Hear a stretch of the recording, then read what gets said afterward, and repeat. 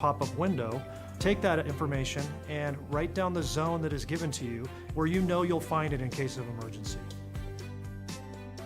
Zone Haven and knowing your zone does not replace Nixle and/or Code Red. It actually supplements them, and it makes those tools more powerful because you'll know what zones are being evacuated or which ones are being placed on advisory. And as a result, you won't have to do anything else other than listen to those messages and know if it's time to go. Even if you don't have internet, this could be done by word of mouth, it can be done by radio, or it could be us driving down the street, so please know your zone.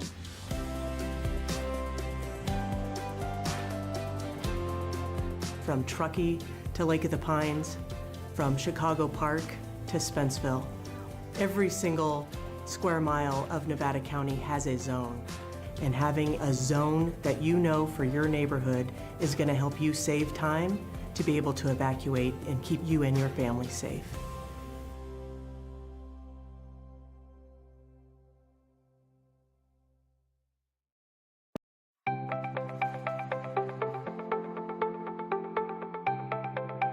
Ready Nevada County is an education campaign designed to help the public have successful outcomes during emergency events. We really focus on a whole host of disasters or emergency events. We want to have a broad spectrum. We want to be prepared for anything, but really we focus a lot on wildfire because we know that's one of the most likely events to happen in Nevada County. Ready, Set, Go is really built around the wildfire premise to prepare residents to be ready before an event, to move into the set posture when there's a red flag or a fire is near you, and then to go when it's time to go. Essentially, in its simplest form, it's a three-tiered community emergency preparedness plan.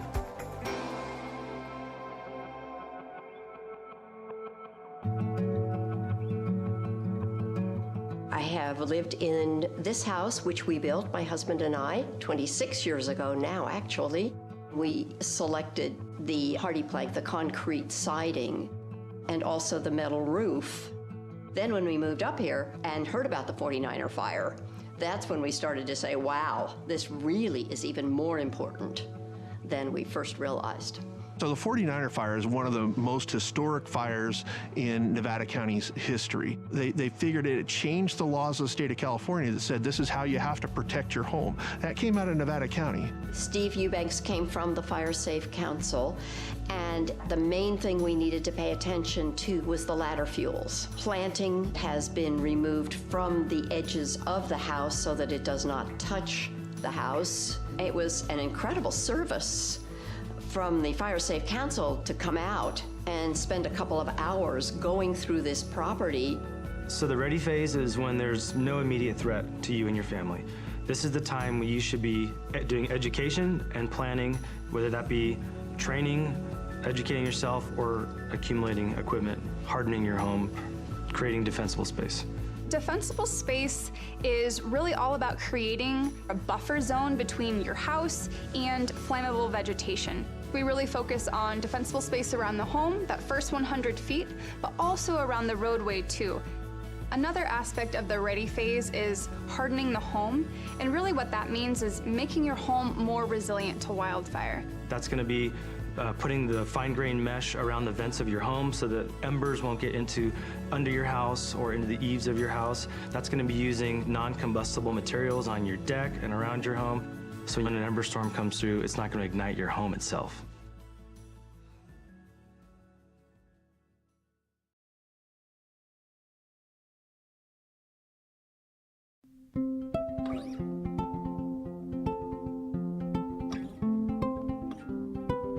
I currently live here in Grass Valley with my parents. All of us have sleep apnea, so we all have CPAP machines that require power in order to run.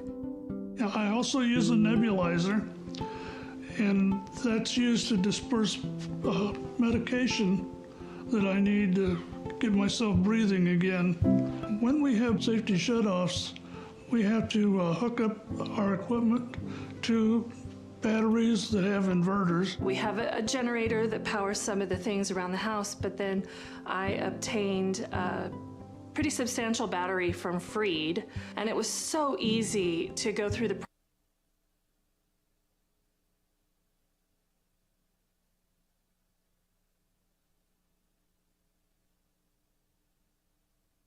Check, check, check, one.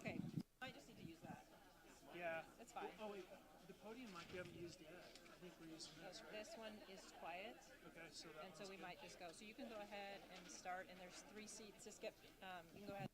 I would wait till right at 5:30. Okay? We are at 5:30. Oh, we are.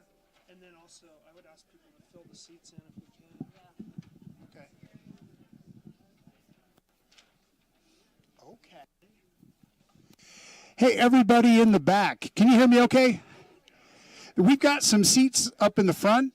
If you want to fill in these seats up here, this is really where the action's going to be up front.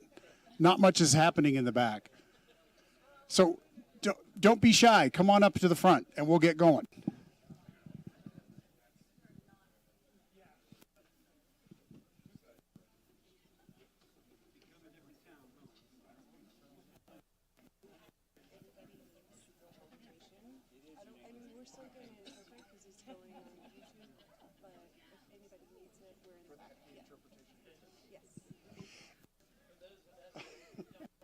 I'm realizing I'm about to ask this in English, which might make no sense. If anyone needs Spanish language interpretation headsets, they are in the back. Can somebody say that in Spanish for me? Kind of doesn't make sense to say that in English, does it? Should we get going? All right, let's get going. Hi, everybody. My name is David Diamond. Thank you for being here today. If you think I look familiar or sound familiar, then it's probably because you watch all the airport board meetings. So I'm not entirely sure this is going to be as entertaining as an airport board meeting tonight, but we're going to try super, super hard. All right. Tonight, we've got the agenda for tonight. The opening remarks, we're going to hear from Mayor Zabriskie and Supervisor Bullock from Nevada County. We're going to have information sharing presentation from some Nevada County employees here. And then we were going to get on to the Q&A. I'm volunteering tonight, and also coming right over here is Shauna and Allison also volunteering to help tonight. So they're going to have a microphone. I'm going to go around and try to get to each of you, and if they cannot get, then they will, if I cannot get to you, then they will help me out. The purpose of tonight's meeting is information sharing. It is to respond to questions and concerns and to hear solutions that you might have. You can see over here the graphic for the speaker piece, which maybe a lot of you know about. And I'm not going to go through it. I'm just going to summarize. We live in the most fantastic place on earth, and we are all neighbors. And I just hope that tonight we treat one another as such and respect that there are people concerned and there are people misinformed and there are people here who really want to make sure everybody understands what's going on and make the best decision. In that spirit, I'm hoping that we have that cooperation when we get to the Q&A portion. Tonight's input will be used answering questions, hearing your concerns, learning your ideas to improve operations for the facility if the facility goes forward, gather feedback for future efforts to address homelessness in our community. Most important, see that little bottom part of the slide, no decisions are being made tonight. You're here for a good reason. Nothing has been decided, and your input will matter. So it's not too late, and you are in the right place if you want to talk about this. Now, I want to bring up, should I use this one instead? Do I sound better through this one? Oh, yeah, okay, well. I want to bring up Jan Zabriskie, who is the mayor of the town of Truckee, and Jan has a presentation, he wants to talk to you a little bit, and then he will bring up Supervisor Hardy Bullock. Jan, where did you go? Here you go.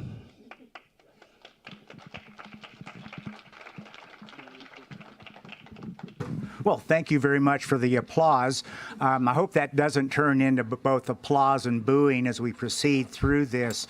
So I hope you can hold your reactions till after you leave this evening. I very much appreciate seeing the turnout. I think we all do, as well as seeing people coming from county staff from the other side of the mountain. It shows a real interest in our community and its well-being. I'm going to talk about supportive housing, a brief history of supportive housing, and then how supportive housing aligns with the policies of the town. And this is supportive housing for the most vulnerable members of our homeless population. Go to the next one. Get rid of that one. Okay. Since 2007, communities throughout California are required to allow homes within residential zones to be used as supportive housing. In Truckee, that would include the Armstrong tract and the neighborhoods where both Hardy Bullock, Supervisor Bullock, and I live. This law was based on the societal and economic benefits that had been shown to occur dating back to the 1970s in New York. Today, there's enough permanent supportive housing in the state of California to house 75,000 individuals. Supportive housing exists in Placer County and on the west side of Nevada County. It is important to recognize that the success of supportive housing depends on the nature of the support. It's reflected in the town's development code, which states that housing must be linked to an on-site or off-site service that assists the residents in being able to remain in the housing, improve their health status, and maximize their ability to live and work in our community. A fundamental policy of our town seeks to ensure an adequate supply of housing for all segments of our community. We have neglected the homeless. Supportive housing is one way to make up for that. Safety is also a core priority of the town. National surveys throughout the nation have shown that supportive housing reduces crime rates. In South Lake Tahoe, the police chief reported that complaints about the homeless went down about 60% after they established their supportive housing program in that community. Fire prevention is also a major concern for town government as well as our community. And just as hunters and weekend campers can light a fire that gets out of control, the homeless can do the same thing, whether they're trying to stay warm out in the woods or trying to cook a meal. By providing housing for the homeless, we reduce the risk of both crime and fires. I now just want to finish by talking about our homeless action plan. I was appointed to the homeless action, no, let me say, what do we call it? I was on it, the Homeless Advisory Committee. Thank you. I was by the town council, and with a group of nonprofits and other governmental agencies, we spent 18 months developing a homeless action plan to address using 3 years of data and with a 5-year implementation plan. It is a housing first plan. It reflects the advice of experts and numerous research papers that said housing is the best way to reduce the impacts of homelessness, both on the homeless and on the communities in which they live. The other point I want to make is we determined that the most vulnerable in the region, including North Shore and Truckee, is about 44 homeless. You can cut it in half and say it's about equal on each side of Brockway, and so it's about 22. We really need about 22 beds for permanent supportive housing to take care of the most vulnerable among us. Now, there's a number of reasons we do that, but let's just talk about the economic reason. The experts determined that the community cost of homelessness is $3.1 million per year. that's attributable to emergency room visits, hospitalization, law enforcement. You can go on. Those are the two big ones, but there's other costs as well. In comparison to that $3.1 million per year in costs, upfront costs to serve this gap population in Truckee would be about $2 million. I'm going to turn the mic over to Hardy Bullock now, but I will be here after the meeting to answer any questions and talk with you about anything having to do with this. I've only scratched the surface in my presentation, and I know I've taken up more than my allotted time. Thank you. Oh, and here is Supervisor Hardy Bullock for Nevada County. Thank you. Thank you, Jan. Yeah, I appreciate it. The clicker. Okay, we'll hope it works. Yeah, I just wanted to give, let's click forward here. My name's Hardy Bullock. I'm your 5th District Supervisor for Nevada County. I just want to give a kind of brief introduction, and then we'll get on to a couple things I'd just like to say, and Jan said much of it, but I just wanted to let you know I'm honored to serve you. I've served 1 full term, and I just started my 2nd term, and it's an absolute honor to be a part of this community. I've lived here my whole life, essentially my whole life. I was a planning commissioner for the town of Truckee, also a planning commissioner for Nevada County. Started a couple nonprofits here and there and worked on boards and done all those community things that we love to do here in Truckee. So I'm part of this community, and I say that because my kids were raised in Truckee. They went to Discovery Preschool in Armstrong. They went to Sells. They went to Truckee High. So I understand that neighborhood, and I'm familiar with the concerns you have and the cares you have. I wanted to just thank you for coming because you care, and you're here because you care about your community, and I care about your community, and we're here to listen. I'm here to listen to you, take input, to make the decision together with you, alongside you. You know, we understand that you need to be heard, and this meeting is here to collect data, collect your insights, answer questions, categorize that, and bring back information for you. It can be a little confusing, but I just want to give you a little kind of summary of who I represent in the process, because I am your elected representative representing you in this project for Nevada County. So first, the Armstrong neighborhood residents. I'm here to represent you, your concerns, your cares, things that you want to see changed, support of the project, opposition to the project. It's all included in that. Our Eastern County community, our Eastern County District 5. District 5 runs from Nevada City to the state line, north to Sierra County, and south to Placer County. There's 22,000 people in there that I represent. Some of you are here tonight. Many of you who aren't here tonight have called me, written letters to me in opposition to the project, also in support of the project. It can be confusing, and I know a lot of people went to town council to share your concerns with the town council members, and that's great. I support that. We have a great working town council. They care. I care too.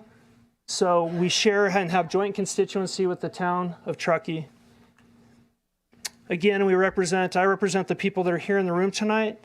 I also represent the people that are not in the room tonight for District 5 and all of Nevada County. I also represent Nevada County as a jurisdictional entity because this is a Nevada County project. So when you're talking about the staffing, the funding, the use of resources, and the votes required to allocate those resources for my colleagues on the board, that's the role I play here tonight as well. Last but definitely not least, I represent the community stakeholders and that have worked for these community solutions. Some of them are in the room tonight. If you work in this space, you've helped people that are homeless, could you please raise your hand for me? These are people that have represented, worked for, and supported that population. Thank you for your service. And obviously, I represent the unhoused community members who need our help, our community help, all of us in this room and people who are not in the room. I speak for them when they can't speak for themselves, and it was noted, I was in a meeting today, and they said, hey, these people don't have connections. They don't know town council members. They don't know me. They don't know you. They don't have any connections. Some of them don't have roots, and they're doing the best they can to get by. So I speak for them here tonight. See if I can get this to go. There we go. The goal is really, I wanted to take responsibility for our lack of outreach associated with this project. There's some reasons why that occurred, and we're not going to spend a lot of time, but I did want to give you some background information. I want to provide some accurate information to you. the flyer that was posted around the neighborhood is inaccurate. There's disingenuous information. This is not a homeless shelter being installed in your neighborhood. It is a potential project in the inception phase. The project is not authorized. It hasn't been funded. We have not purchased a house. We've not made a final operations plan. We have no grant. Just to make that very clear, there is nothing completed on this project yet. This is one-time use of Proposition 1 funds from the state of California. We plan to do door-to-door outreach. We started with that outreach. We talked to one person. 24 hours later, there were flyers around the neighborhood. And since that time, we decided to have a community forum, which is a great idea. We're here to speak to that. But I just wanted to let you know, many of you have called me and emailed me. I take great pride in responding back to my constituents, and so many of those calls I have deferred to this meeting. So when we're done with the meeting, if you still have questions for me, if you still have concerns, I'm happy to meet with you personally. I'm happy to jump on a call with you. Our staff members in the room tonight, you can get their numbers and we'll talk with you. Just want to let you know we're here to talk with you and provide information. You know, one thing that came up, and we've discussed it a lot, I've heard a lot about it in different circles, was, hey, we haven't heard anything about homeless services here in Nevada County or in Eastern County or in Truckee. And that Jan mentioned the Truckee Tahoe Homeless Advisory Committee, which we were active for about 14 to 18 months. If you or anybody on your staff was part of THAC, can you raise your hand? So these are the best and brightest in Truckee that came together to try and solve an unsolvable problem in our community. That report is done. It's in draft format. It's going to be presented to the town council and also to the board of supervisors for adoption. While we haven't discussed this specific project because of the timing, we have talked a lot about homeless services and the provision of services here. There were 17 articles in local media sources: the Sierra Sun, Moonshine Inc., the Town of Truckee newsletter, Truckee Tahoe Community Foundation newsletter. We actually did a radio spot on KTKA radio with Supervisor Gustafson and myself, where we described this solution and many other solutions to the problems we face with homelessness. We had presentations at Good Morning Truckee, the Community Collaborative. We did resource sharing meetings, and our staff went to chamber town talks to describe what we hope to bring to our community. And I'm sorry about the timing. So I'm going to be a little personalized. I'm going to personalize this a little bit because I think that's why you're here, because you care about your personal neighborhood, your home, your people, your family. I believe in housing for all community members at every level. Some of us don't have the same type of housing. We have different types of housing, and I support that, and I think it is the right thing to do for our community, the town of Truckee, and our county. I've met a lot of people in my course of service to Nevada County, and I'd like to talk about Tom Durkin. He's one of the biggest advocates in the county for homelessness. We had this policy that we were propagating at the county for tiny homes on wheels, where you can take a tiny home and you can park it on a piece of property and you can live in it. So we had a whole community meeting and at the board meeting, and we had 90 minutes of public comment, and people came up to the podium like this in front of us and told us about their journey, right? About them being homeless or being close to being homeless, or just finally found a home and got out of being homeless. And half of the people in this room look just like the people in this room. They're people that are teachers, that are preschool people, that work in the service industry, that work in trades, that may be unemployed. They may be living for certain reasons, either social or economically disadvantaged conditions, that put them in a position where they couldn't find the home that they needed. They're people just like us. And I'm just going to ask you tonight to drop the bias, drop the stereotype, and open your heart to think about the people that we serve looking just like the people in this room tonight. A couple days ago, I realized that my wife and I bought a house about 3 years ago in a really nice neighborhood. And it's a 4-bedroom, 3-bath house with an ADU in a different town. We gave it to a nonprofit to provide housing for homeless youth. And over the last 3 years, I have not gotten a single complaint. We've not heard from a single neighbor who wants to talk to me about why we have kids who are homeless living in this house. In fact, the neighbor next door is a retired CPA, and he is taken akin to these kids, loves to talk to them, has this great relationship with them, and has created this whole multi-generational connection to people that live in that house. The house is flipped, I don't even know, 4 times. There's been probably 18 different people living there. They come and go. The neighbors don't have any problems. We haven't had a single issue. If you drove past the house, you would never know. I believe in the work of our partners. Many of them are in the room tonight. I believe in the Truckee Tahoe Homeless Advisory Committee. I think we did good work. It's not perfect. And I'm going to raise my hand and say, if you're looking for every single answer tonight, you're not going to find it. We're not going to answer every question about the Hope Ridge House. And we're not going to lay every single fear this community has. It's never going to happen, but we have to do something. And THAC did that. It's in a report. We did the best we could, and we were open to your scrutiny, your criticism, and your comments. And we'll be flexible, we'll change it, and we'll grow together. Kathy Foley coined this term. These folks are your friends and neighbors. I think Kathy's here. Kathy, hi Kathy. If you know Kathy, spend 5 minutes with Kathy and you'll immediately want to help her doing anything she's doing.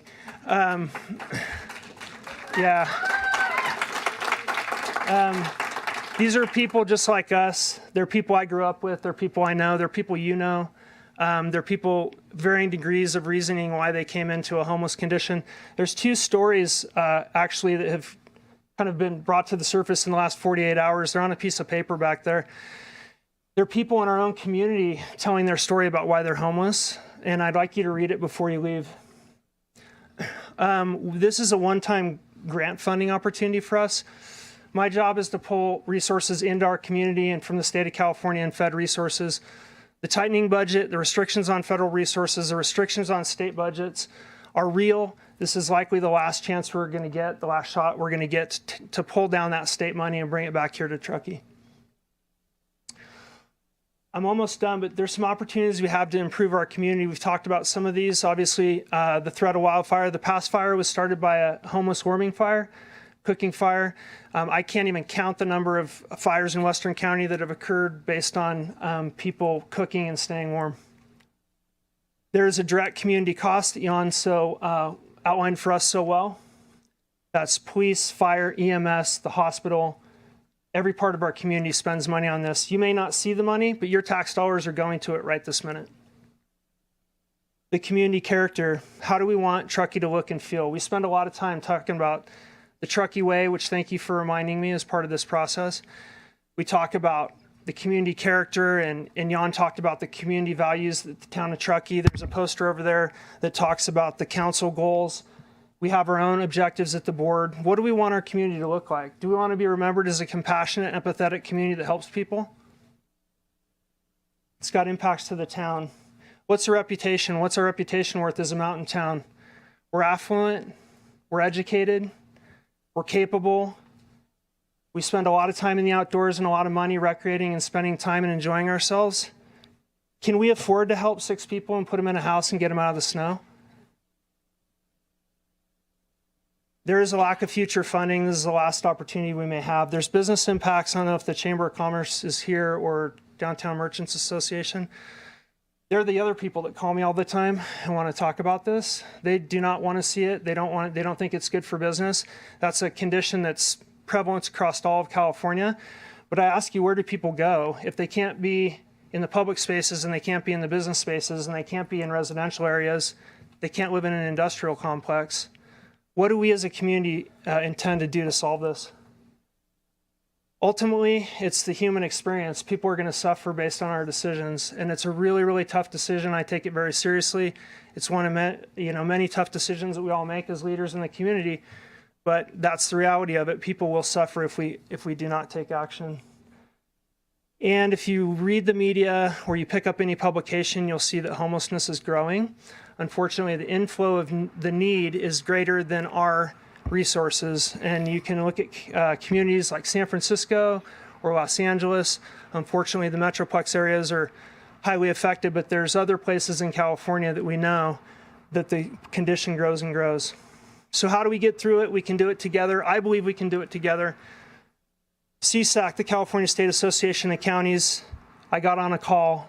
They understand 58 counties, and I asked their president, I said, when you look at Truckee, what do you see, Graham?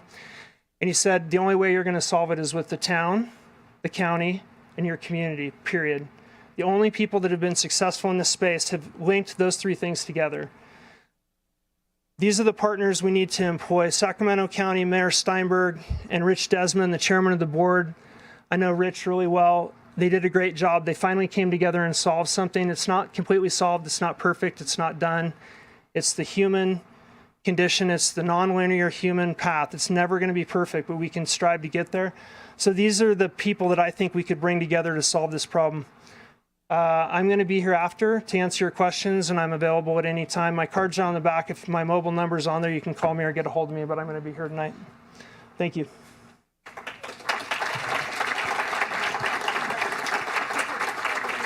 Oh, yeah. I'm sorry, I skipped one step. Ted and Lisa. Yeah, thank you for money. There's two people I want to give a little bit of time to talk, and then we're going to get on with it. Ted Owens is here in the audience representing Tahoe Forest Health Systems, and then Lisa Swarthout, District 3 Supervisor in Grass Valley as well.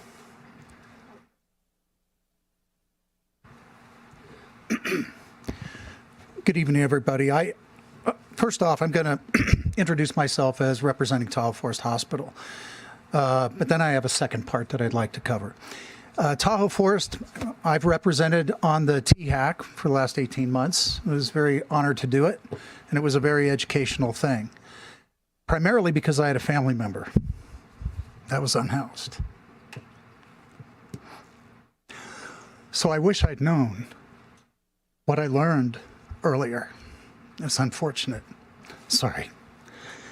The hospital is very supportive, not specifically on this project, but on supportive housing as a concept. It's one cog in the wheel of a solution, getting people off of the street and in a safe environment.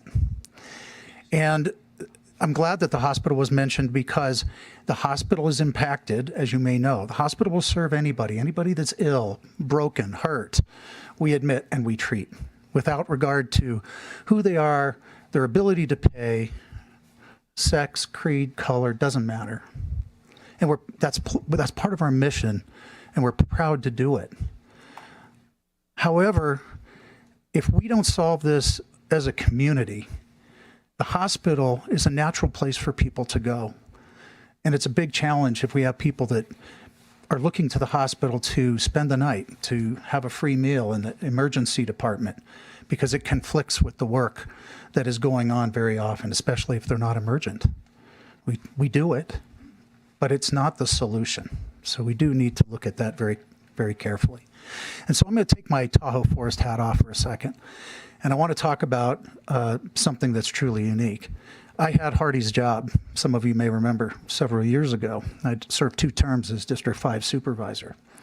And so I want to say thank you to Hardy, and thank you very much to the staff. And I know you're going to hear from Supervisor Swarthout, who I've known for 25 years, in just a moment. And I'm glad that she's here. This is unprecedented.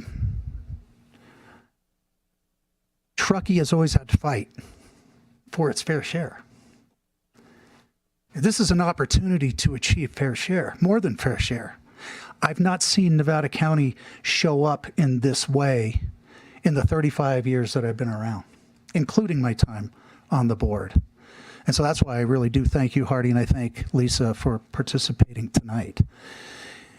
If we don't find a way to capture this kind of an opportunity and put it together collaboratively with the town of Truckee and all the other players, the hospital, the school district, all the other agencies, as a practical matter, if this opportunity goes away, it will be decades before an opportunity like this comes up the hill. Let me tell you why. Every day that Hardy goes to work, he is in a 4-to-1 situation. He represents the largest district, Eastern Nevada County. He has to be engaged up here with the local politics and engaged in the local politics down the hill, where the other 4 county supervisors serve. It's always a challenge to fight for fair share up here. You've done a great job, and I don't know how this is all going to turn out, but I just want to appeal to you that this is truly an opportunity to try and seize the day on, whether it's this or something else, but don't lose the opportunity. It won't come back. It won't come back easily. So with that, I'm going to sit down. I used to be accused of, being addicted to the microphone. It's true. It feels kind of good. But with that, I think I don't know if is Lisa ready, and I'm going to turn it over to Supervisor Swarthout. And good to see you. Thanks, Ted. Can you hear me?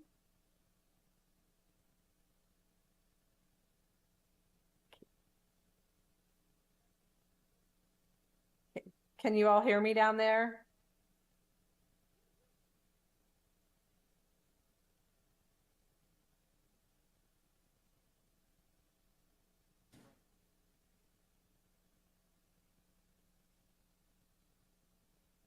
Thank you. Thanks, Mandy.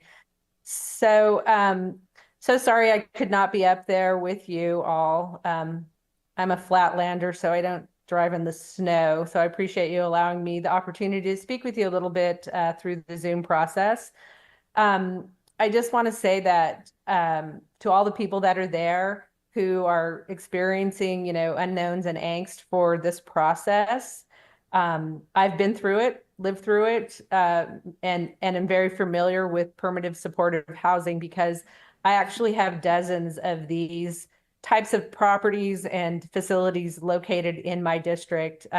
While District 5 is the largest district, District 3 is the smallest district, but on the western side, we have a lot of the infrastructure. So we have sewer and water, and so it's a kind of a natural for this type of housing and any type of supportive housing. I also have a lot of subsidized housing, low-income housing in my district as well. So I am very aware of kind of what you're going through and have faced it previous to serving on the Board of Supervisors for the last few years. I was on the Grass Valley City Council for 16 years, so was really involved with the city in making the decisions on how some of these projects were going to move forward. So basically, what I wanted to say, you're very lucky to have Hardy as your supervisor because he really does care about what's happening up there. He is definitely making sure that the eastern side of the county gets its fair share of dollars contributed to projects like this, which is really important because, as Ted said, it has not always been fair. So I'm really happy to share that perspective with all of you, to know that this is really, it is unusual to see this kind of collaboration and cooperation between all of us moving forward with a project like this. And then also, I'm here to answer questions and just to kind of talk about the experience of living close by to supportive housing, because not only have I been involved in helping, locate it, I also live in the city limits of Grass Valley, so am surrounded by it and have had very little to no issues or problems with the permanent supportive housing that serves in my district. When I was on the city council, I think in all those years, I got one call from some neighbors of a home that were concerned about an issue. And here's the beauty of it. When you have a neighborhood issue, your responsibility or what the government's responsibility really is not, there isn't any here. It's like you have a problem with your neighbors. It's a civil issue between you and your neighbors unless it becomes a law enforcement. If you have an issue with somebody or a housing that something that is permanent supportive housing, there are resources, there are people to call to take care of the problems that you have. I made 2 phone calls, one to Phoebe Bell and one to the director of AMI Housing, and the problem that I had went away within a day and everybody was happy and it all worked out. So while I completely understand the fears and kind of the apprehension that people might have for this type of housing in your neighborhood, as a person who's lived through it, I will say my fears have always been very unfounded. So I'm going to leave it at that. I'm going to stay on this call and I'm happy to answer any questions that might come up throughout the presentation. So thanks for the opportunity to address everybody. Thank you, Supervisor Swarthout. Okay, so before we get to the next section, I just have a question. How many people here have a question that you want to ask today? Okay. In order to get to everybody, unlike a town council meeting where you get approximately 3 minutes, we are going to have 1 minute. So if you've got a longer presented, excuse me. I'm going to get all Kamala. I'm speaking.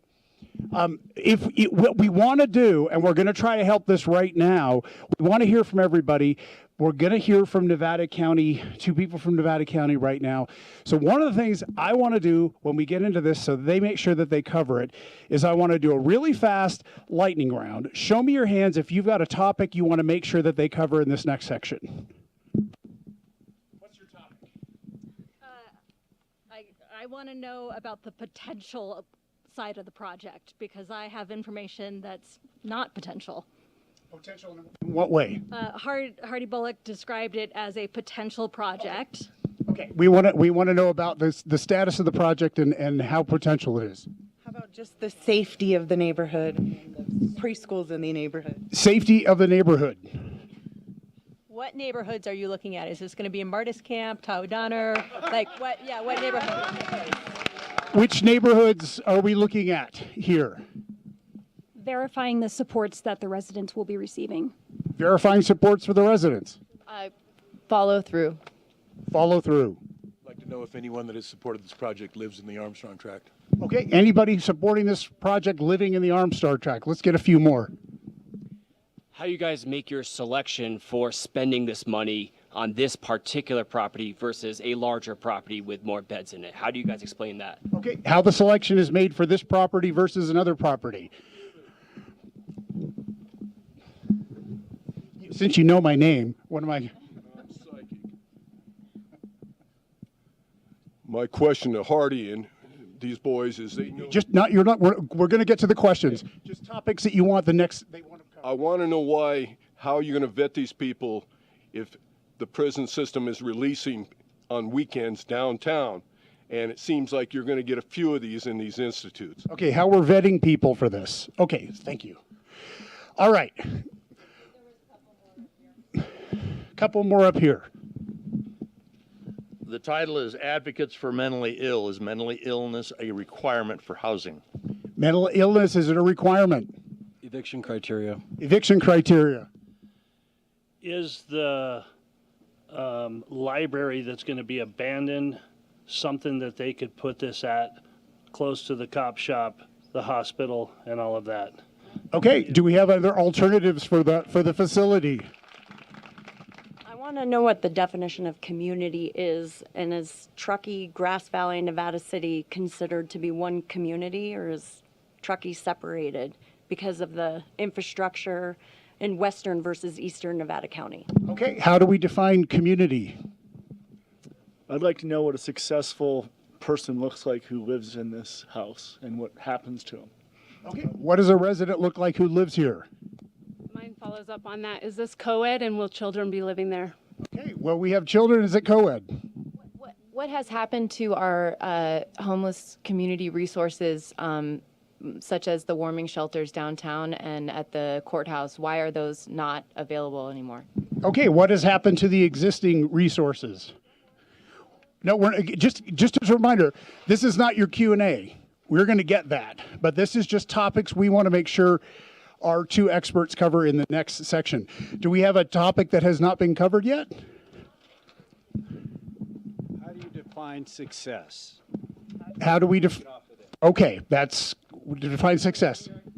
I'd like to know what mental health support is going to be. Okay, what is mental health support? What mental health support is going to be? And will sobriety be tolerated or required, or what is the standard for drug use and sobriety at these places? Okay, what is the standard regarding sobriety? Are you writing fast enough? Sure am. Okay. What defines supervision and support for the members of the home? What defines supervision and support? Yes. What does liability look like if it goes south? Okay, what does liability look like if things don't go great? Why aren't the people moved to where the services are instead of moving the people to where the services aren't? Why are we not moving people to services versus moving people to where services are not? All right. Okay, 2 more, and then we'll get into the session. What's the probability of finding the person to run the home. What's the probability of finding the person running the home? Aside from the residential analysis, which I'm sure you guys did, what was the analysis done on the businesses next door, including the facility with children at them? What were the analysis of the nearby businesses and the impact on them? Okay, Ryan Groover and Phoebe Bell. There they are. Look at them. They were right up here in front. They've got the next part of this, and we're going to hope that they cover at least some of that, and then after that we will get to Q&A.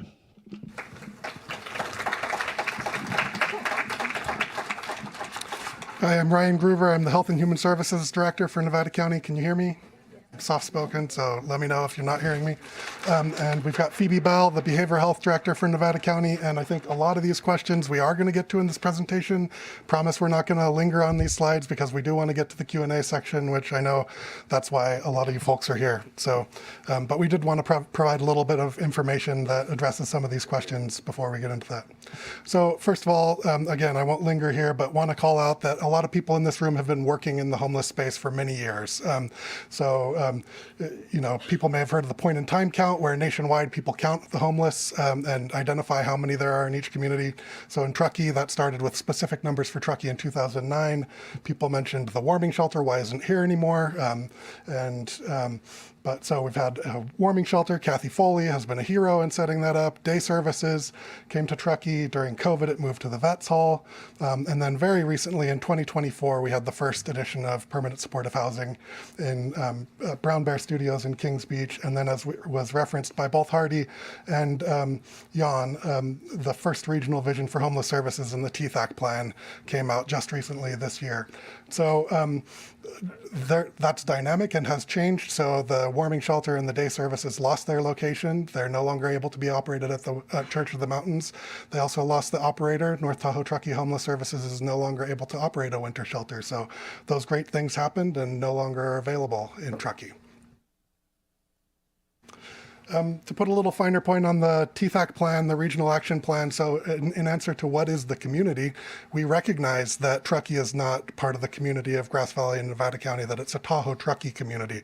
And that's why many stakeholders came together to form the TTHAC to get together and talk about these issues, identify gaps, and formulate a plan. And so that plan is available. You can find it on the table up there. It has guiding principles such as regional collaboration, centering compassion in our approaches, housing solves homelessness, and doing nothing creates impacts. All of those have been addressed. And it has focus areas which you can review in more depth at your leisure. Like Phoebe to talk a little bit about more of what homeless looks like in Truckee. So these slides hopefully are going to answer your questions, or a lot of your questions. I'm sure we're not going to get all of it, so think about what else you want to ask when we get to that. But we really tried to listen to the many things we've heard leading up to this meeting in terms of concerns people have. So some context. What does homelessness look like in Tahoe Truckee? Why do we need a service like that? We heard that from a lot of people. We have a lot of homeless people in our region. I think what's unique about homelessness in Truckee is it's more invisible than it is in some other places. Many of our folks camp deep in the woods, others sleep in their vehicles, and we don't necessarily see them in the same way that we see people when we go to urban areas. And so that makes it easier to not think there's as big of a problem here. When we look at some of those services that Ryan was referencing, we do see the need appear. In the last year that the warming center was open, the emergency warming center, almost 80 unique individuals were served in that service. And in the last year that the day resource center was open, almost 200 unique people were served in the course of a year. So the need is out there. I think another very invisible and unique part of homelessness in Truckee is that it's particularly deadly. We live in a very extreme climate. And for me personally, I first got involved in this topic probably 15 years ago now, when I learned one morning that the previous very chilly evening, a person sleeping in the lobby of the Deerfield post office froze to death in that lobby. And I could not believe that I lived in a community with so much wealth, so many resources, and we were letting people freeze to death in our community. And so that's when I personally got more involved in this topic. So another concern that definitely have heard loud and clear is there are no services for people. So why would we try to open a supportive housing program. And I think similarly to the experience of homelessness being a little bit invisible in this region, also the public safety net is a little bit invisible. I am the behavioral health director, and we run a very robust program here for people that qualify for it. It's a very small subset of the overall population. You need to be on Medi-Cal, and you need to have pretty significant needs. And so most people in our community don't qualify for the public behavioral health system, and so it's not really on people's radar in the same way.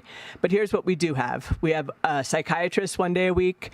We have 3 therapists. We have a full-time nurse who works in this program part-time. We have a case manager. We contract for outpatient substance use treatment. We have linkage and connection to inpatient substance use treatment when needed. We have crisis services, including emergency psychiatric inpatient hospitalizations when needed. And we have homeless outreach and case management services. It's pretty robust. Last year, we served 300 people just about with those mental health and substance use services. So for the people who need them, those services are there. They're not perfect. I will work all day long to try to make them better, but they are there. We do have those services. On the substance use side, we also have a really important partner in Tahoe Forest Hospital who runs a really excellent outpatient and medication-assisted treatment substance use program. And I think in the last 6 months served almost 350 unique encounters. So also a pretty robust program. The magic button is not working. There we go. Go ahead, Ryan. Yeah, and I want to reflect on what Ted Owen said in terms of access to services in Truckee versus Western County. So in Western Nevada County, we have around 221 people who, or beds any given night at 18 sites for various types of supportive housing. Currently, there are 0 in Truckee, so there's a clear disparity. We've heard loud and clear from stakeholders in the community in TTHAC and other places that we need to address that disparity. And so that's really where we're coming from with this project, and that picture up on the screen is a picture of one of those homes. Often they blend into the neighborhood. They're in a residential setting like what is proposed in this case. So. Another piece of context, I think I've heard from a lot of people like, why this? Why not something else? And the reality is you need a full continuum of services and supports in a healthy community. You need, up at the top there, I'm sure most of you can't read that from afar, but the top band says prevention, rental assistance. In a well-functioning homeless services system, you have funds available to help support a family who's on the verge of losing their housing. And last minute, let's bring some money to the table so you don't become homeless. If somebody does become homeless, you have a variety of options for people to land in depending on their needs and situations, ranging from short-term interim beds to permanent supportive housing beds to long-term affordable housing solutions. Supporting all of that, you have housing navigators, people that help people get into housing, and you have housing support, supportive services that keep people in that housing. So this project fits into a vision of a continuum. It is not the whole continuum. It does not solve every problem, and it does not address every need. It addresses one small piece of a spectrum of needs that are out there that we hope eventually Truckee is able to address. So a little bit more about what is permanent supportive housing. Jan referenced this a little bit, but it is a very evidence-based approach. There is reams and reams of literature documenting the effectiveness of permanent supportive housing. There's sort of 2 key strands to the idea of permanent supportive housing. Strand 1 is about cost. The main reason people don't have housing is they can't afford it. And that's particularly true in California, where the cost of housing is very, very high. So supportive housing assumes that the cost becomes affordable to that person through subsidy. And then secondly, it's about supportive services, and we'll talk more about what those look like, but that's a key aspect of a supportive housing program being successful. Somebody said, what does success look like? Success looks like stability. It looks like somebody staying housed, staying stable, not being arrested, not being hospitalized, not having problems in the community. Some people that might include going on and being employed and living in their own independent housing that they pay for themselves. For other people with disabilities of various kinds, it might mean living in a supported setting for a long time or living in a subsidized setting. But eventually it looks like stability. That is success in our book. So diving into the Hope Bridge House more specifically, I can't remember if this is you or me. You. So something I want to mention here, we didn't need a plan to tell us that we need permanent supportive housing beds in Truckee. There are 0 in Truckee compared to the large number that we have in Western Nevada County. We didn't need a plan for that. One of the things that is central as Nevada County has been expanding access to resources like supportive housing and other treatment resources over the last several years of increased grant availability is you have to have that right opportunity in terms of the funding being available and a property that's appropriate and feasible for that. And so that's not a broad, like we're looking at all these properties and selecting the one that's going to be perfect and we have the money ready to go. That's not how it works. You have a need, you identify a property at the time when you have the funding, and that time when we have the funding is now. We have Proposition 1 was passed by the voters in March. That's over $2 billion in funding for this type of housing. The funding window already opened. It's a first come, first served basis, and it's expected to be open for 2 to 3 months, and we're expecting a high number of applications across the state to access that funding. And so it behooves us, if we want to have more housing available, that we need to act quickly. And so the specific parameters that often apply to grants, and specifically in this case, you need site control and a willing seller. You need relatively affordable site. So there are caps on the per door cost you can have for an application like this. And you need to have a site that you can utilize by right generally, because if you need to go through a process to get a change in the use, a zoning change or a conditional use permit, that's often not feasible in terms of the time frame. So those are the parameters that go into selecting a site. Yeah. So diving into how this house will work, and I know this is where a lot of the questions lie. So first off, the house will be managed by an organization called AMI Housing. This is a longtime partner of Nevada County Behavioral Health. They run a number of facilities for us at the other end of the county. They also work in Placer County and have facilities throughout Placer County, including in Kings Beach. They're a great organization. They have a footprint in Truckee, so this is not a down the hill organization. The oft-referenced Kathy works for AMI Housing, as do 2 other full-time people and another part-time person. So they have 3.5 full-time staff in Truckee providing support and services to people experiencing homelessness. People will pay rent at this house. They pay 30% of their income. When people come in, sometimes their income is 0. They have 0 income at all. And during that time, their rent is 0. Because 30% of 0. But the goal is to immediately start working on getting an income source in place. And that's what case managers work on, those kinds of things. Maybe the person lost all their identification. Let's start with getting a birth certificate so you can get an ID so that you can apply for a job. Some people, like I mentioned earlier, may be at a point of needing to be on disability due to the impact of their serious mental illness. If they're on disability, let's apply for disability so you have an income and you can afford rent in the future. That's the idea of disability. Whatever their income is and whatever revenue we're able to generate from that rent, the rest of the cost is covered by the county to make that house pay the insurance and the utilities and all those things.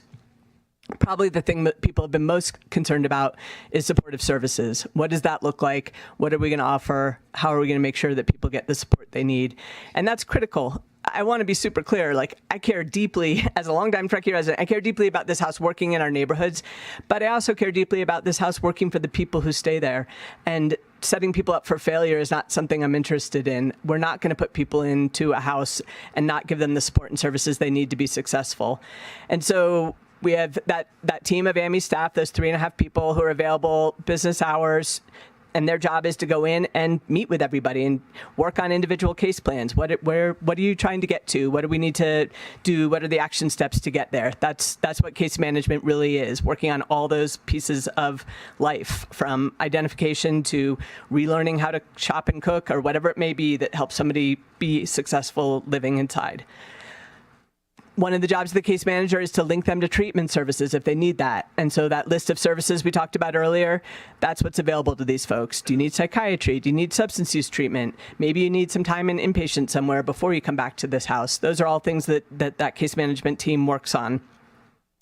In this particular house, we're proposing to have an overnight house manager. Most of our houses don't have that. People live there and services come to them in daytime hours. The idea of the house manager, and this is a piece that's gotten a lot of attention, is not a clinical person. It's not a treatment person. It's a responsible adult whose job it is to make sure the basic rules are followed. This is the, hey, it's past 10, you got to turn your music down person. This is the case management team in the morning. I'm really worried about Joe. He hasn't left his room in 12 hours. and the team can wrap around that person. So their job is simply to manage the behaviors, to keep things safe and functioning well at night. They are not a treatment provider, and we've had great luck hiring people for those positions, in part because it's inexpensive rent, and there's people out there that love to do this kind of work. In addition, there's project oversight from AMI staff and from county staff. I can't remember who referenced this, but there's a chance to, if as a neighbor or a concerned citizen, you see something that's amiss, you have a whole series of people you can go to and share those concerns. And we are very focused on being responsive and having this house be successful. So another big question is, who's going to live there? How do we make sure that this is going to work? So there's some criteria of who's eligible for housing like this. You have to be homeless or at risk of homelessness. You need to have mental health or substance use needs. We are very committed to the people in this house will be people who live in Truckee currently, have connections to Truckee, and you have to be willing to agree to the behavior expectations. There are people experiencing homelessness in Truckee who would not be appropriate for this house. They would not be successful, and they would help others not be successful. I really trust our team of Kathy and others who are expert at knowing our population and finding the people that are going to be successful in this setting. And there's a whole bunch of people who cannot live in this house, and this really speaks to some of the concerns of neighbors as well. There will be no sex offenders. There'll be no one with a history of significant violence. There'll be no one with a history of arson, et cetera. And those are absolutes. We do the background checks. We make sure that that's not going to happen. Let's try not to do too much yelling out. I did hear that question. I'll answer that, but I promise there's a Q&A part coming, so we will dive back into all these things. But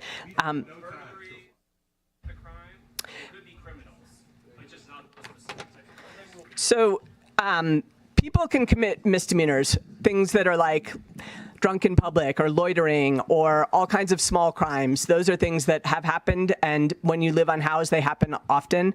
And so that is a thing that definitely occurs. So that's important to say. I will not say that nobody will have ever been arrested that lives in this house. People will have been arrested, but we are really confident that we will not place people here who have any history of violence. I am going to share this couple of stories of people who are likely residents of this house. These are people in Truckee who are hoping for a service like this to be available. First, there's Anthony. He lived in Truckee for the last 3 decades. People who know him describe him as extremely kind, and being connected to nature and feeling safe in a small town is extremely important to him. He worked in this community in the construction industry. He owned a home and lived with his family in Truckee. 10 years ago, he got injured on the job, and then his wife passed. After losing his career and his wife, he went into a spiral of despair. His home was foreclosed on. He began staying with friends and family, and once those resources dried up, he began sleeping in his car. He is proud of his independence and hasn't wanted to rely on the system for handouts. Over the past several years, he's built rapport with the case manager, and yesterday asked his case manager about the Hope Ridge house, stating, "I'm too old to be doing this. It's hard to be homeless when you get older. But this is my home. My family is here, and my memories are here. Leaving this community means losing a part of myself." Sandra is another person wishing this housing happens. She's lived in this community for the past 3 years. She works at the ski resorts in the winter and an adventure company in the summer. She served in the active reserves of the military for many years and came to Truckee looking for a better life with less chaos than a bigger city. She rents hotel rooms periodically, sleeps with friends, and at times outside in a camp she's created for herself. She's on the wait list for a unit at Coldstream Commons and hopes to be offered a unit soon. Hope Ridge House would give her an opportunity to move indoors while she waits for her forever home to be offered to her.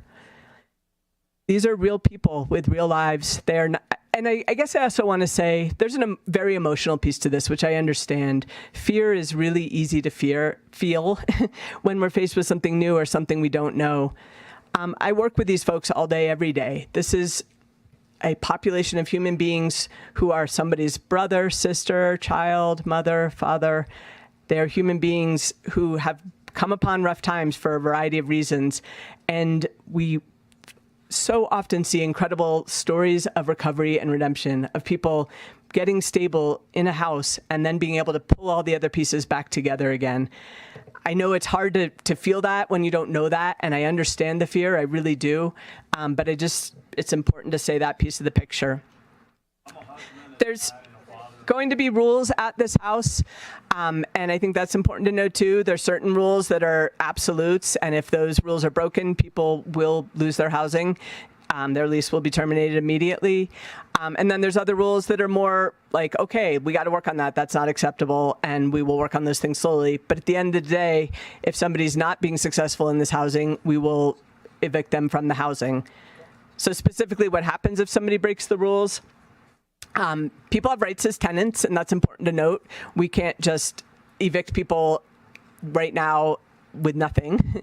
But AMI Housing is very experienced as a landlord and very aware of their rights as a landlord and of tenant rights. And when they need to, they can end a lease agreement that can happen as short as 3 days. It can take up to 30 to 90 days, depending on the type of situation they're dealing with.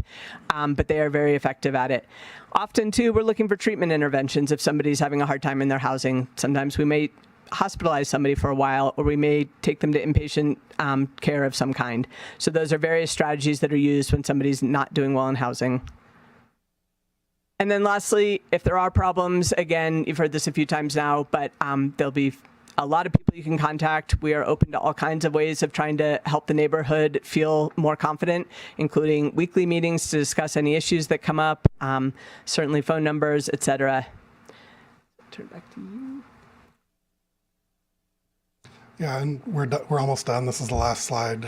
So in our experience, we try really hard to be good neighbors in all of these types of properties.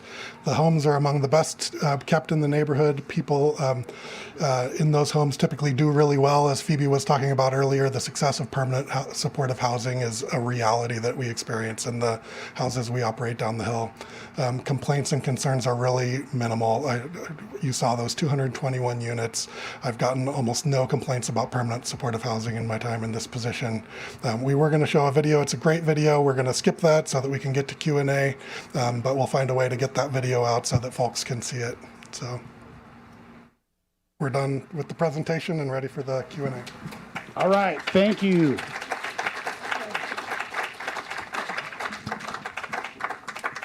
Whatever happened with the clicker? Right here. Yeah, perfect. Perfect. And then Lou's over there recording the questions. And, Main event. and Jasmine's doing the comments. Okay, Jasmine is doing comments. Lou is doing questions. I got this. Wait, everybody listen to me. You too. We're going to do 1 minute per person, but here for your question. But here's the thing. We're going to get through as much as we can get through. We're going to take a few questions. Lou is going to write the questions down, so you're going to see them on the board because this is going to go away in just a second. And if you have a comment, Mandy is going to take the comment so that they can update the FAQ and that sort of thing. So the questions, the reason that there's a difference between the questions and the comments is the questions we actually want our experts to answer for you today. And if you have a comment, that is a different thing. So I would like you to introduce yourself. Give us your name if you'd like to. You're not obligated to do that. You don't have to do that if you want. What we're going to do, I'm going to go around like we did on the little lightning round before. I'm going to get some questions. We're going to write them down. They're going to see them on the board. We're going to switch over to the panel to answer those questions, and then we're going to go back for another batch of questions, and then we're going to let the panel do that. We're going to do that a few times. Does that sound, is that going to work for everybody? Okay. Yeah, so just let him have a second to pull up the... All right, we're going to let Louis pull this up. And when you're asking your question, because we are doing live Spanish language translation, try to be focused and kind of keep it so that somebody could translate it. So they're asking not too fast. All right, let's go. Number one. Hi, my name is Ben Jarso. I live in the Armstrong neighborhood. I think I have generally a process question here. We've listened to about an hour of arguments in favor of this, but it sounds like it's kind of confusing where we are in the decision-making process. What I want to know is, what does this team need to hear, or what evidence do you need to change your mind? That's like, simply put, where are we on this process? All right, where are we on the process? It sounds like there's a deadline for funding, and I'm wondering, are you looking at any other houses in Truckee that you're trying to get funding for that haven't been revealed yet?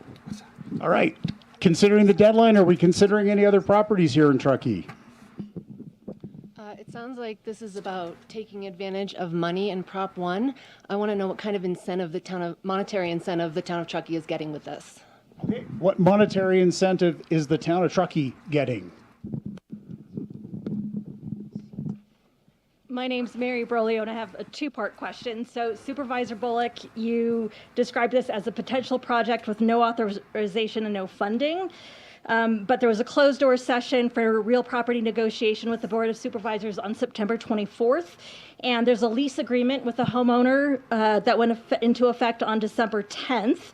When I spoke with Jasmine a couple of weeks ago, she told me that the county planned to start moving tenants in February, and funding was coming from the warming shelter funds that weren't being used. So which one is it? Is it a potential project, or are you moving people in? And if you're moving people in, what happens to them if you're not awarded the grant money? Are they going to be back out on the street? Are we pulling funds from general budget? Where else is it coming from? Okay, so if I can extract the question from there, it sounds like you feel like we're further along than they're saying that we are tonight. Okay, that's a good question. And then secondly, if this does not happen, what happens to these people? Okay. Okay. Okay, you got that. Awesome. Let me step in front of you again, since you're all used to me now. Can I do first a comment and then a question? Yeah, go for it. Okay. First is a comment, which is when I hear the presentation, Hardy, there's an energy that we are not in support of this. And I'm going to speak for my community here, which is this has nothing to do with pitting us against each other about being in support or not being in support. It's about the communication that there has been lack of and preparing the community for success. We're not for or against it. And I think what we are concerned about is also the use of dollars, that seeing that the funds would be better served in a property that can house more people that are closer than individuals. So that's my comment, is please don't pin us against each other and make us out to not be supportive. It's just how to be supportive. And then my question is, now that I got sidetracked on that, is since I haven't heard anything from Phoebe there's a requirement for being clean or sober, so to say, drug testing or whatever it is. And since I know that very often this is a predicament that can lead to homelessness, I just want to know if we are setting these residents up for success, that is a requirement for being in such programs. So your question is, Okay. will there be drug testing? Yes. That's the question. All right. Yes. All right, let's switch over to the panel. Let them answer these questions, and then I'll come right back. So be thinking about what you want to ask next. And David, they're also going to check back in their previous questions. Okay. You want to come up and give us some thoughts here? The process question is a good one. So a couple things just to answer your comment before I answer that question. We are here to listen to you. We're not working against each other. We are open to the suggestions you have to improve the process, improve the site, improve the location, improve the communication. All those things we're open to. On the process side, the real property negotiations that occurred and the lease signing was requisite for site control. So the county had to have site control of the property to apply for the grant. So we got a lease for the property, made a long-term lease on the property so that we could get site control. Yeah, we paid that. Yep. And so when we got site control, would allow us to apply for the grant. On the piece about the warming shelter and moving people in, it was our intention, because we don't have a warming shelter, that certain people could be moved in. We definitely did not anticipate this level of community engagement or difficulty with that site, because there was no alternative site. And we made those choices and wanted to do outreach on the property. When we got authorization from the board, I think it was late January, the board literally authorized staff to apply for the grant. So that's the process we're at. The whole process is included in what I just described. The grant is tied to the site? No, the grant is, I'm going to let them speak, but the grant could be used for any of that type of supportive housing somewhere else. Just to add to that, this is one-time grant funds. The grant window opened on January 31st. Applications are already being put in. So if we want to apply for a house in Truckee, we are too late to apply for other sites, generally speaking. So that's why the site is important at this point. That's just the reality of it. You have to be able to move quickly to be able to attract these grant funds. And our hope has been to attract them for Truckee. We are under-resourced in our homeless services. We don't have anything on that continuum. And so the idea is to bring grant dollars to the table so that we can have housing solutions for Truckee. That's the goal. Wait, So- hey. Just, Yeah. I don't mean to be the bad guy, but process wise, let's finish answering these. Please keep the questions for the next round so that we've got the next batch to go. I want to jump to that last question about sobriety. So the way that the law works in California at this point is we cannot run this house with restrictions on sobriety to be able to be in the house. What we can do is run the house with very strict behavior expectations. So somebody is absolutely allowed to come home and have a beer and watch a football game. Somebody is not allowed to come home and drink 20 beers and get really angry and yell really loudly at people. And so that's the difference. And so the behavior is what's problematic and regulated, not the substance use per se. And that's very effective for us. And what we also find is that when people who have substance use disorder needs come into stable housing, and this is what the evidence shows too, that use declines because people are stable and well, and they slowly are getting engaged in treatment and resources and supports. I know that's hard to believe sometimes, but that is true. That is the way it works, and that's why all funding sources and regulations have shifted that direction. Keep the questions, please. So I want to answer the question about monetary incentive for Truckee. There's absolutely no monetary incentive for Truckee.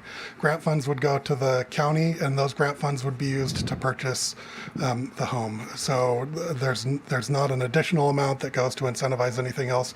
The incentive would be there's 6 fewer people living on the streets. So no monetary incentive to Truckee or the county. Trying to read these questions. What happens if the grant money doesn't come in? So what would happen if we're leasing it and we did move people in? We have delayed moving people in because of the community conversation. So those plans are not imminent to move people in until we're able to complete this. But if we were to move people in and we weren't to get the grant funds, then yes, people would have to either be transitioned to other housing situations or they could end up back in the street. That's a real possibility. I wanted to clearly answer question number one. No, our mind is not made up. With the level of community insight and conversation that we're having around the topic, our mind is not made up. My mind is not made up. I represent the people in this room, like I talked about, doing the right thing for our community, including the 6 people that go in the house is my number one priority. For process, it's a very short time frame. So our board book for the decision that I have to make is going to post soon. It's going to go to the Board of Supervisors meeting, and we're either going to vote to adopt moving forward with the grant application. That doesn't mean we're purchasing the house. We're going to get the grant underway. We're going to try and secure that money. It doesn't mean it's going to be this house. That happens on Tuesday. So likely the staff and myself will come to some sort of conclusion about the total support for this project before Tuesday morning.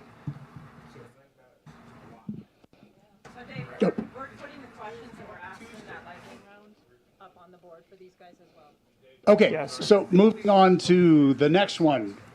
Are we further along than has been stated? Let's be honest. I think we are not any further along than what we have stated. What we're trying to do is give you the time frame, very short time frame. Real decisions need to be made about the site, and the reality of it is, if we lose this site, we likely will not be able to, in a timely fashion, identify another site and meet the grant funding requirements. What I'm telling you and standing here, if we miss this opportunity, supportive housing in Truckee is gone. So that's just really clear. Okay, next question. Did we cover the drug test and sobriety? You hit on that. Yep. Okay.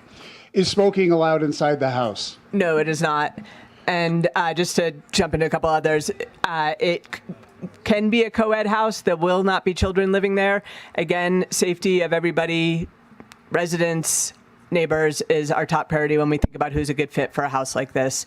And so that's all part of the consideration, especially in a shared housing environment like this. How do we vet potential residents? I think I spoke to that, but to add more detail, people that come into this house are already in what's called the Homeless Management Information System. It's a data tracking system where we have a lot of information about them, a lot of their history, a lot of their utilization of services. We know how long they've been in the Truckee area using services here. Those are all things that come into play when we're prioritizing who is going to be in this housing. So we typically know people pretty darn well by the time they hit the top of that list, because people are waiting a long time to get into housing of some kind or another. And I think we've answered the rest of Okay, this. time for the next batch of questions. Let's go to the back here. I have a comment. Right there. Oh, thank you. Comment. Brittany Bennessy, Armstrong Track resident. I'd like to share a personal insight. My brother-in-law is a house manager of permanent supportive housing in Seattle and has seen firsthand he is a result of permanent supportive housing and has now been a manager for 4 years, sober for 7. And these programs do work. I appreciate and understand and hear my neighbors' concerns around the process under which this went. However, I'd like us to consider, and I guess my question to the whole group is whether we trust or would consider the behavioral health experts' vetting of residents more or similarly to we trusting Airbnb residents who are in our neighborhood with no such vetting. Okay. My name's Skylar. I live in Palisade Street and Armstrong Tract as well.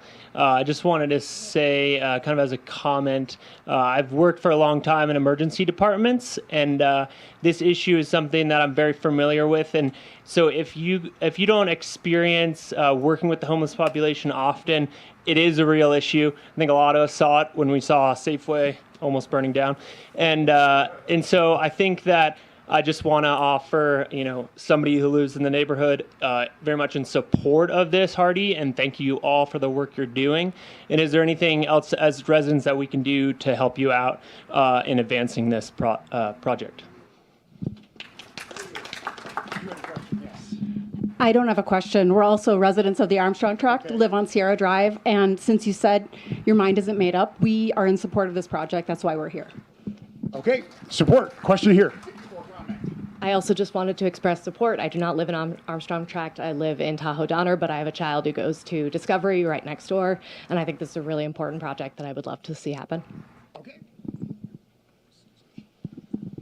I don't feel that the town has been transparent in this matter, and others. I think that this is a comment. There's a lack of trust in Truckee town government in general, especially when it comes to housing, ADUs, and the planning department, and some of the investigation that's being done into the town and the planning department specifically, that's supposedly being suppressed. I don't know. I think there's a lot of mistrust in the governing entities. Okay. Hi, mine's directed toward Nevada County. This is in regards to Shannon Moon.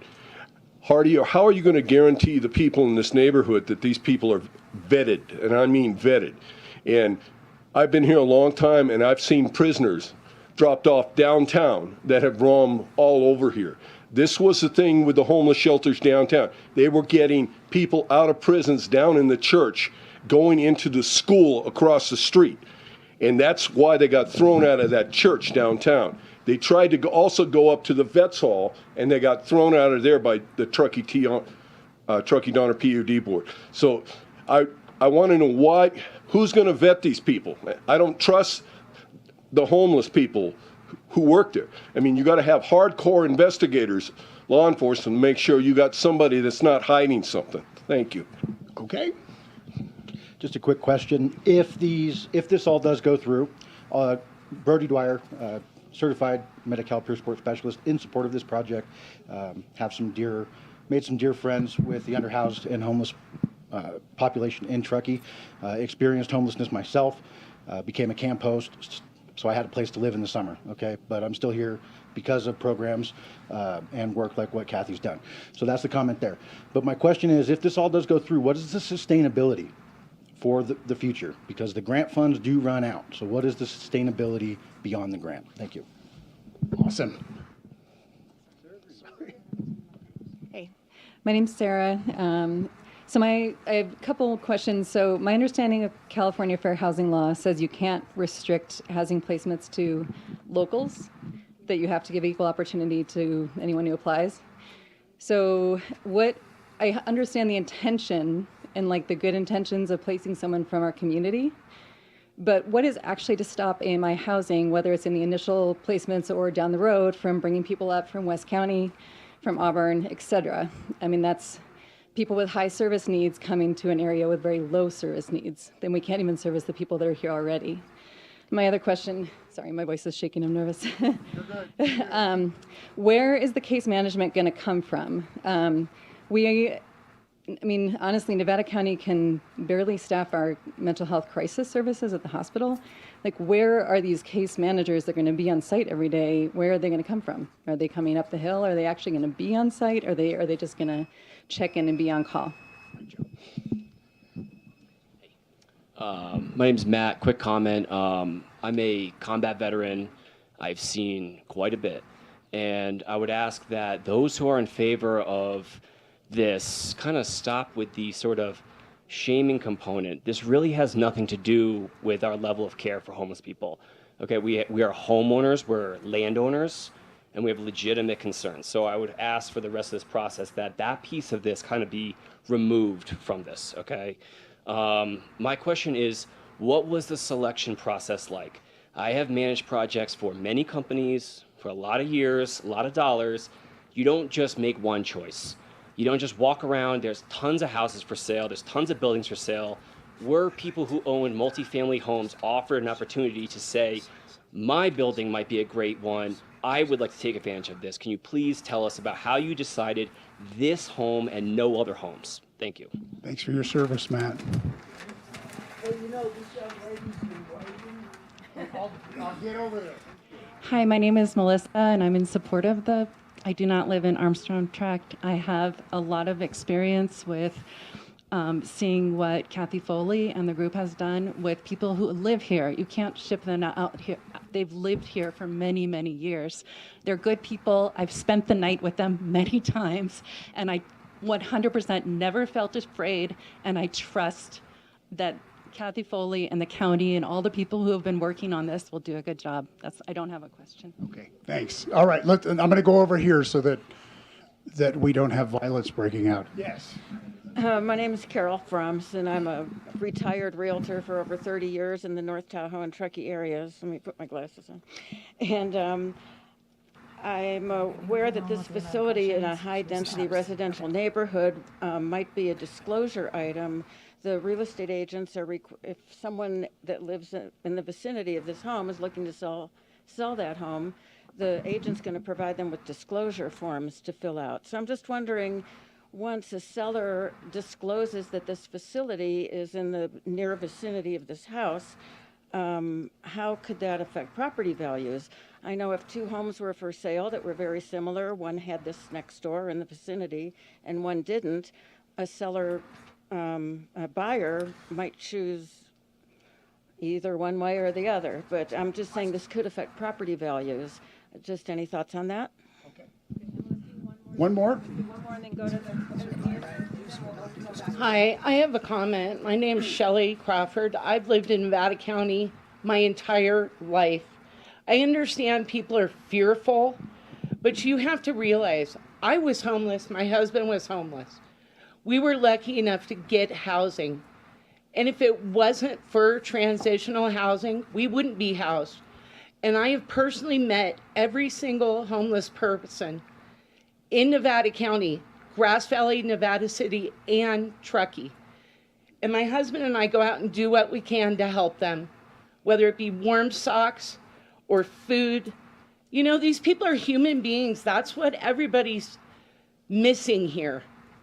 They're human beings. They have a right to have a roof over their head. I understand that community is scared, But you know what? Go and meet your neighbors. When you have a new neighbor move in, don't you go and introduce yourself? What's the difference? They're human beings. And thank you, Hardy, for working so hard for this. Thank you. All right. Move to the question answering period for this. All right. I'm going to jump into a few of them in the middle there, and others will answer others. This is going to confuse me. Do you want to go one by one, like in order? Would you like to all go one by one in order so we make sure we cover Okay, everything? Perfect. I kind of feel like Excellent plan. my limited brain capacity would feel much better about that. Who would like to answer the first? What's our definition of community? I can tell you, when I use the term community, I'm talking about Truckee Tahoe community, Martis Valley, east of the summit I represent, all the way down in Nevada City. But when I was using community tonight, that's what I meant. Okay. And what can residents of Armstrong do to support the project? I think hearing your voice is important. And I think that if and when people move into a house, creating a welcoming neighborhood is the most important thing people can do. People need to feel safe in their home. And that includes these folks.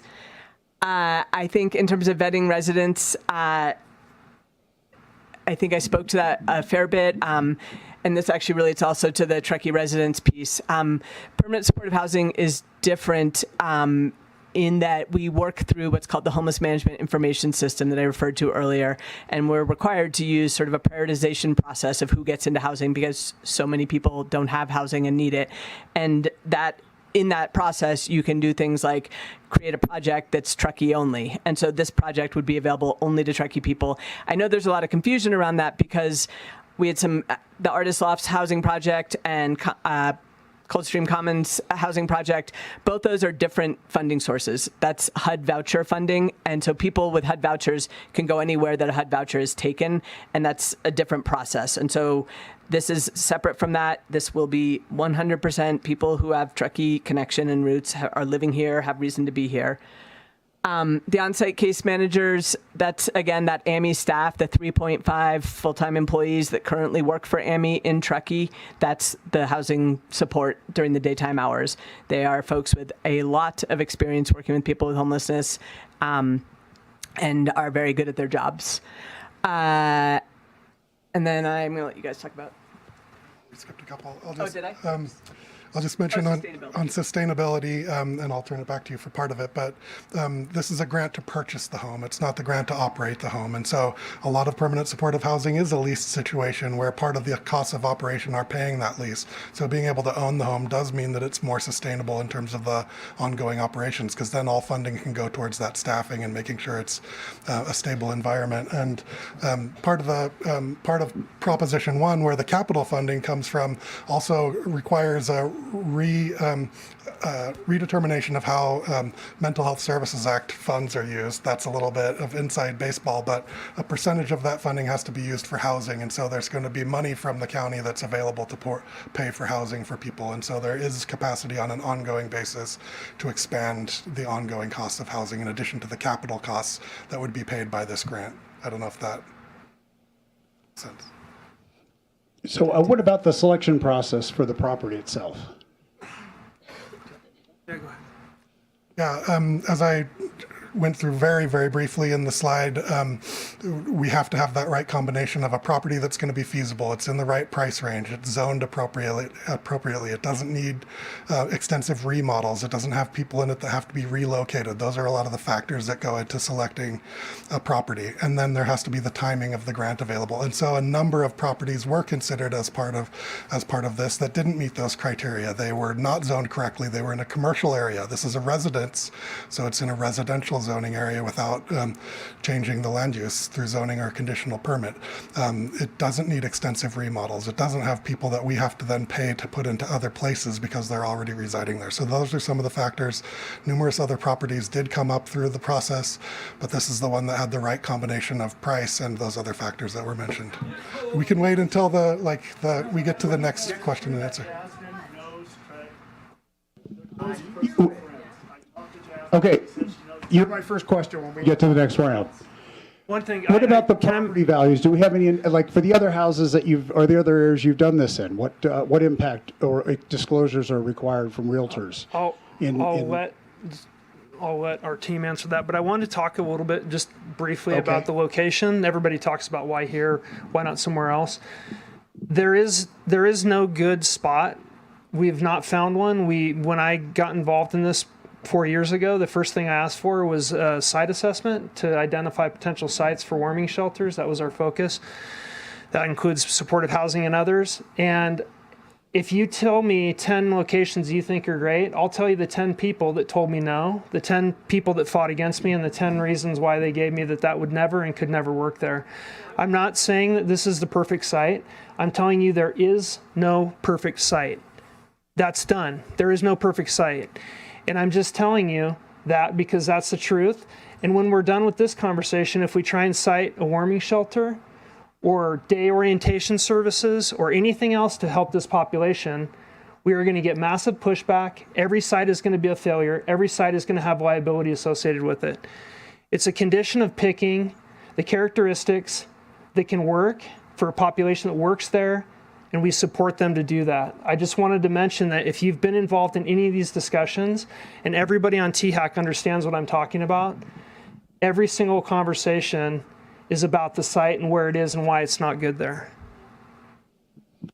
Okay, so what about the property values? Who wants to speak to that?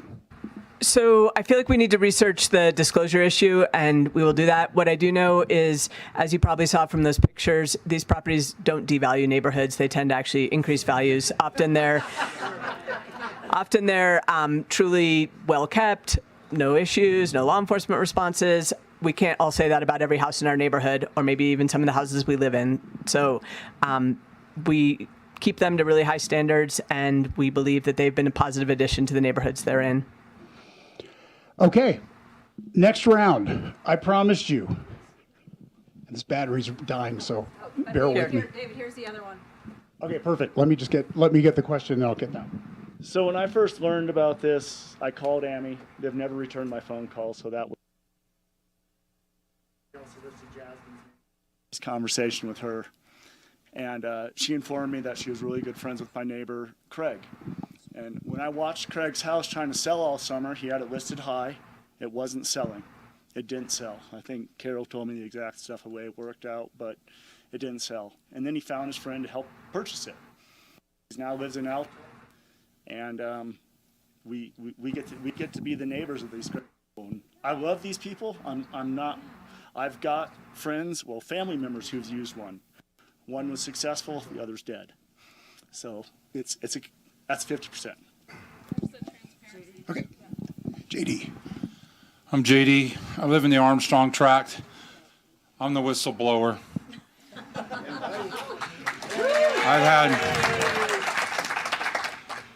So I've been asked if I have an attorney, and I will answer yes. I've been asked if I want to save my integrity. These people are my integrity, my community.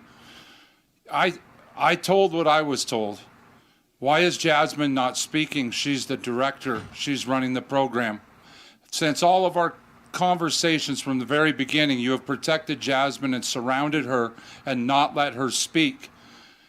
This is the start of where the problem was at. And so I'm not going to tell you whether I'm for it or not. I'm just going to tell you I was one of them. I told you before, I was homeless. I lost my family. My wife, I had nothing. I was sleeping in a drug house in the corner in the concrete in the garage with nothing, and someone gave me direction to go here. And my wife told me yesterday, I'll end with this, she said, well, after 21 years, you almost paid your house off. Are you kidding me? A guy from there to there? But I had services. And that's what we missed. And don't forget, I was your liaison and your only contact to Truckee during COVID for every single of them mornings on the radio that you had no contact to this community with. It was me. So I understand the disconnect. Be kind to everybody. Thanks, JD. Thank you, JD. My understanding, and maybe you can clarify me if I'm wrong, this is just from my own research, is that the original 3 rounds of home key funding that has supported the houses in Western Nevada County did not have the same behavioral health requirements for the residents as Home Key Plus does. And I'm directly from the notice of funding availability. It states that these people have to have no preconditions and barriers to entry or continued tenancy, such as sobriety, treatment, or service participation requirements. And when you're using your successful houses, those are not the same target population. When you're using those as examples, this is a different target population to be moved into these homes. Isn't that correct? Okay. Yeah. Hi, my name is Sarah Kilgour, and I am the owner, I guess, of the new child care center that is going in right on the corner. So, sorry, my voice is shaky too. I'm nervous. I just have a question. How are, like, you said you guys have 6 people or 5 people that can potentially move into this house. What is the selection that they have to go through? Because I know that I'm working with Nevada County, and I literally have to jump through hoops, and I have to prove everything in my background, all of my finances, everything just to open a center. What do they have to do in order to be allowed to live in the home? Do they have to jump through the same hoops with Nevada County or something similar to those kinds of things? So I would just like, a little bit of clarity of how you've selected these handful of people. Thank you. Sorry. My name is Chris Mertens. I have a 3-year-old son who attends Discovery Preschool down the street. And I just want to say 2 things. I lived on High Street for a couple of years when the warming shelter was in place, and walked my dog by it every day. And I had no issues at all with the folks who were living there. They seemed genuinely thrilled and super happy to say hi to you. They just wanted a warm roof over their head, and I did that for 2 winters that I lived there. I had a really good experience. And I also just... I think it's also just important to recognize what the alternative is here. And the alternative is that 6 people will continue living on the streets with all the safety, public health concerns and issues that we know already exist for that. So I think from a safety perspective and all those things, I think it's really important to just think about what is the alternative here if this doesn't happen. And that's, in my opinion, much worse from a safety and a public health perspective and all the other reasons. So thank you. My name's Megan Lacey, and yep, I live in Armstrong. I don't have a problem with homeless folks. I lived in downtown Austin when essentially the city made homelessness legal.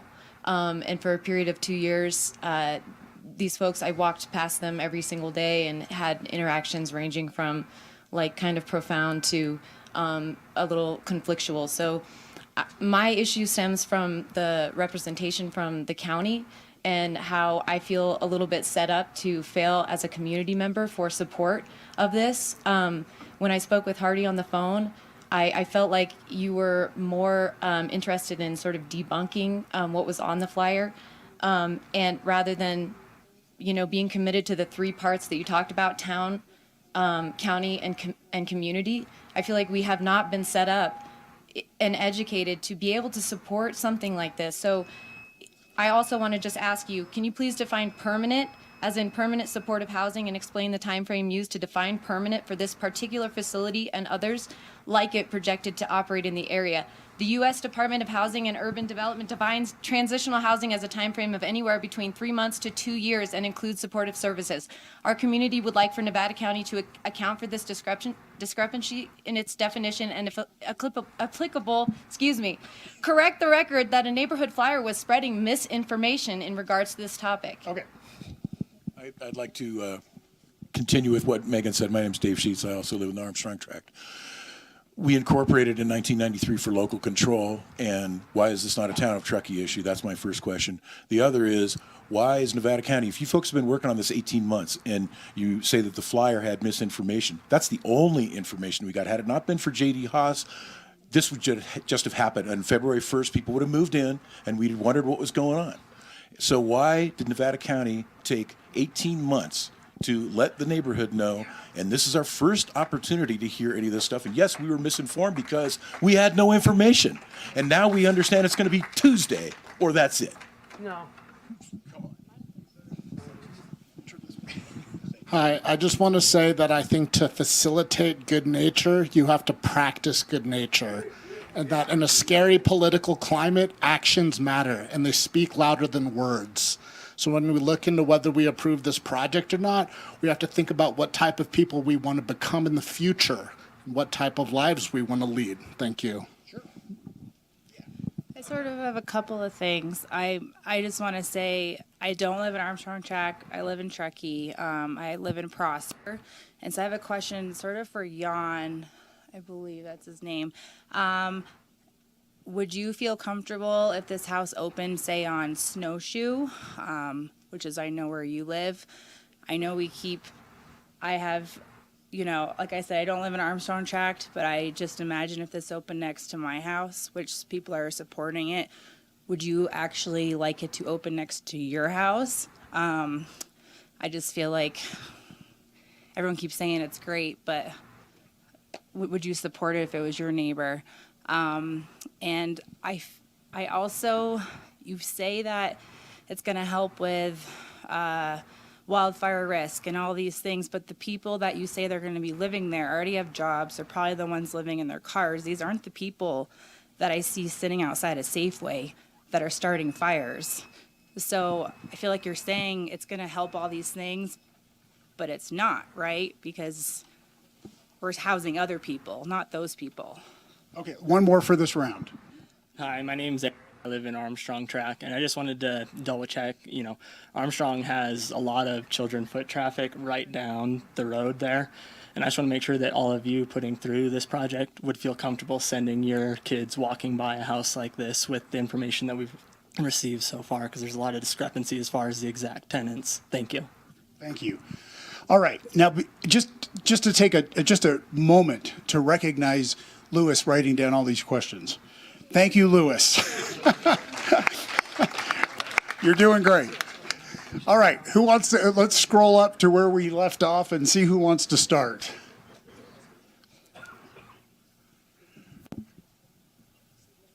Are we? Round 3, where he is. Round 3, okay. 17, can you explain home key funding rounds? Yes, so Home Key is a funding source. It's one of many funding sources that have been available over the last 5 years. It is the biggest funding source. Previous rounds of Home Key did not necessarily require behavioral health conditions as part of residency. However, most of the permanent supportive housing that we have down the hill wasn't necessarily funded with Home Key funds. It was funded with a variety of other funds like HUD, permanent supportive housing vouchers, which absolutely require it. Basically, all the housing that behavioral health operates, everybody in it has behavioral health needs, is the bottom line. We fund it in a variety of different ways, but they're all people with mental health or substance use needs in those houses that were talked about earlier. The selection process, I feel like we've covered that pretty thoroughly, but I will continue to say we have a list of all the people in Truckee who are homeless and looking for housing. We have a lot of information about them. For somebody to actually sign a lease, a lot more information is gathered around their financial credit history, their criminal history, their length of time in Truckee. Those are all variables that, of course, impact whether somebody can be successful in housing. The time frame used to define permanent in the context of this housing. Before you go on, can you, have we been selected yet? Yeah. No, they have not been selected yet. We know who people are. If housing were to become available in 3 weeks, I think that the team probably has a good idea of people that might be good fits, but we don't know that housing is going to become available in 3 weeks, so we don't know who we're going to put in. One of the things that's perhaps most cruel to do to people is to say, we think we have housing for you, and then you don't. And so we aren't identifying people who could be placed there yet. The time frame to define permanent. Permanent means it's that person can stay in this housing as long as they like. It is not transitional housing, it's permanent housing. And so some people like I said earlier, may stay in permanent supportive housing their whole life. They might need that level of support and subsidy.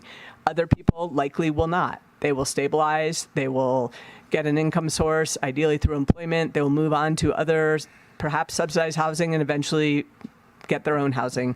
And we see both those paths, and both of them are great. Again, I think earlier somebody asked, how do you define success? We define success as stability. People are stable and well, they stay housed, and ideally they thrive. They engage in their community in some way, shape, or form. I think we heard a great story a little bit earlier of folks who experienced homelessness and who now give back to their community by helping people around them. That's, for us, that's success. Why is this not a town of Truckee issue? Great. Excellent plan. Yeah. It is a town and Truckee issue. It's absolutely a town and Truckee issue. It's a Nevada County issue. It's a regional issue. It's a state of California issue. It's a federal issue. It's all of our issues. It's just a community issue, period. Nevada County is leaning into the problem. We're here to offer a solution. With our partners at the town who have been at the table, who worked through THAC and worked through the process. We're all responsible. We all love Truckee, just as JD said. JD and I have known each other forever. We both love Truckee. I know that he and his family love Truckee as much as I do. It's all of our problems. It's not going away. It's going to be all of our problems to continue forward in the future.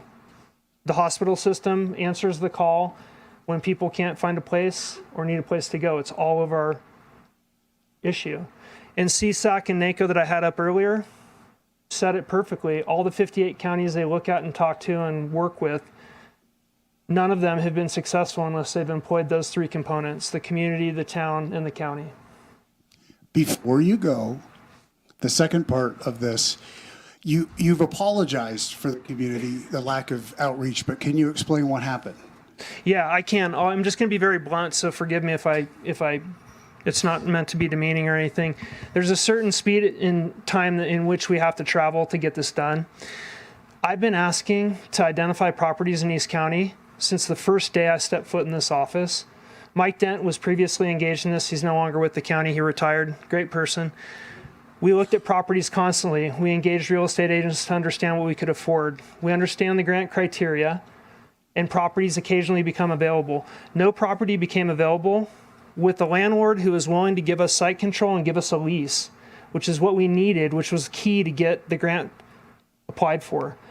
So it was, and that's why I keep saying it was once quick opportunity that came up that Ryan's describing for us. The house was for sale. It had enough doors. Each door is paid, I think it's $200,000 times 6, so $1.2 million to cover the acquisition cost. It was currently for sale. We could gain a lease. I convinced my colleagues to pay for the lease, and that's why this opportunity is in front of us. So that's how it came down so quickly. And again, we planned to do outreach. When we identified, the board literally voted on a Tuesday and said we authorized staff to apply for a grant. The next day, Jasmine and others, and Jasmine's name came up. By the way, Jasmine was our Employee of the Year last year, just to let you know. She's an outstanding person. I stand behind her 100%.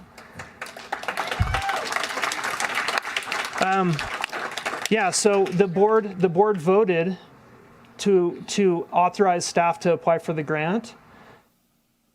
We called a local homeowner who you know well and had a meeting with them. And within 24 hours, the flyer was circulated before we had any opportunity to talk to anybody about the potential project. If I haven't made that clear, I'm willing to talk to you after and give you that timeline. She spoke to me about it all. So Okay. I just want to let you know that's how the lack of communication has transpired. When we understood, and the first day the flyer hit, I got 55 phone calls to my phone. I was calling people back for 2 days straight, and then we realized we have to do community outreach. We have to have a forum. We have to engage with our town partners. So we came out to talk about it, and what we're here to do is give you the information you need to make this a community process. I'm sorry about the timeline. I'm sorry we didn't somehow get in front of things that weren't yet even solidified. We could have done better. We pledged to do better. We're here trying to meet your needs. Okay, so on number 21, what would the comfort level be for a house like this operating near the people responsible for the project? I would be very comfortable. I can see the artist lofts from my bed. I look at it. I walk past people camping often in the morning when I'm walking my dog, camping along the side of the street and along the train tracks. These are human beings. They are our neighbors. They are worthy of our care and our inclusion in our community. Louis, do we have anything below 21? That was it. Okay, how about in this, I'm going to just ask a request because there might be some other, in addition to the questions that we've got. If you've got ideas for alternate solutions, can you ask them in this round so that we can kind of get those on the record?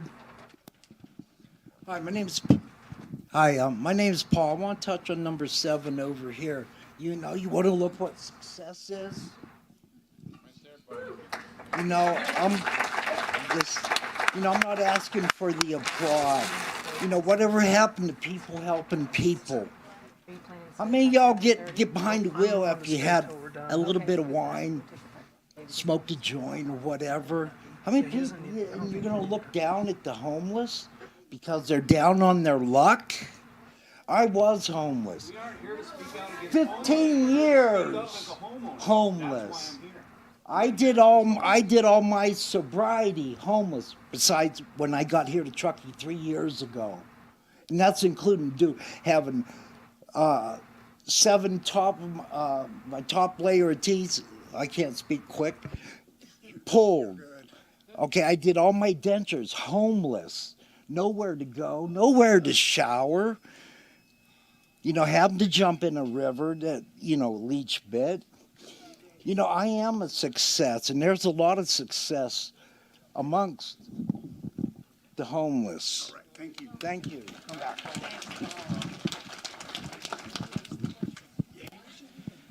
back. Question and a comment. I like your hair. Thank you. Question is, I'm sure there's way more questions in this room that can even possibly get addressed this evening.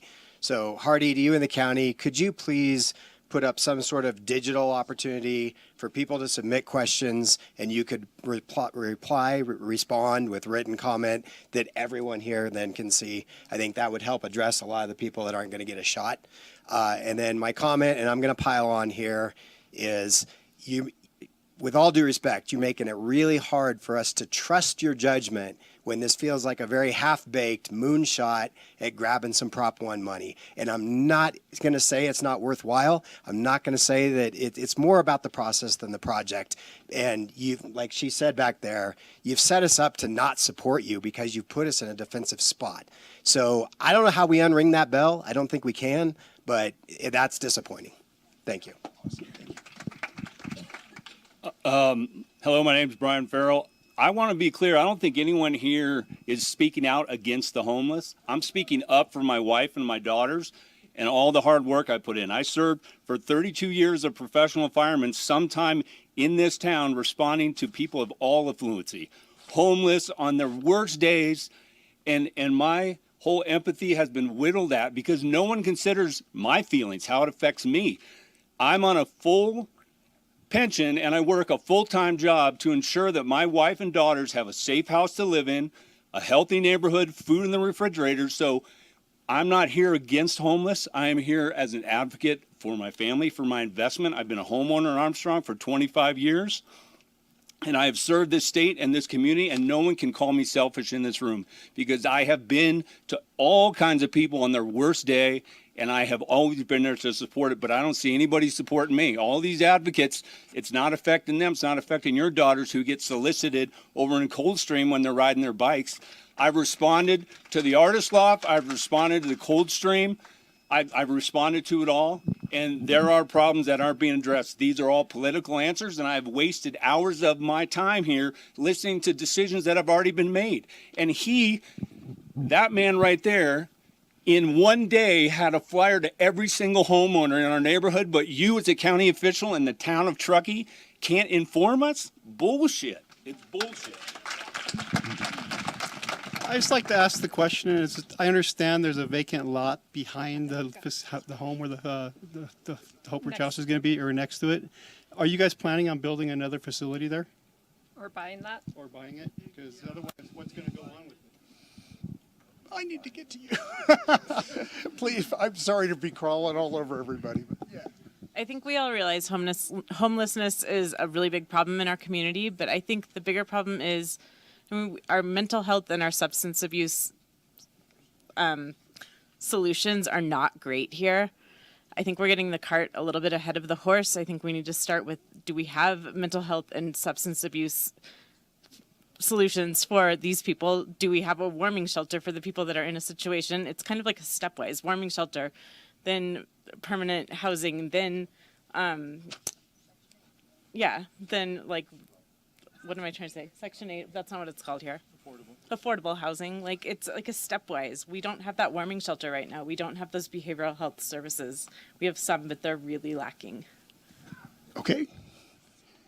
Let's move around here.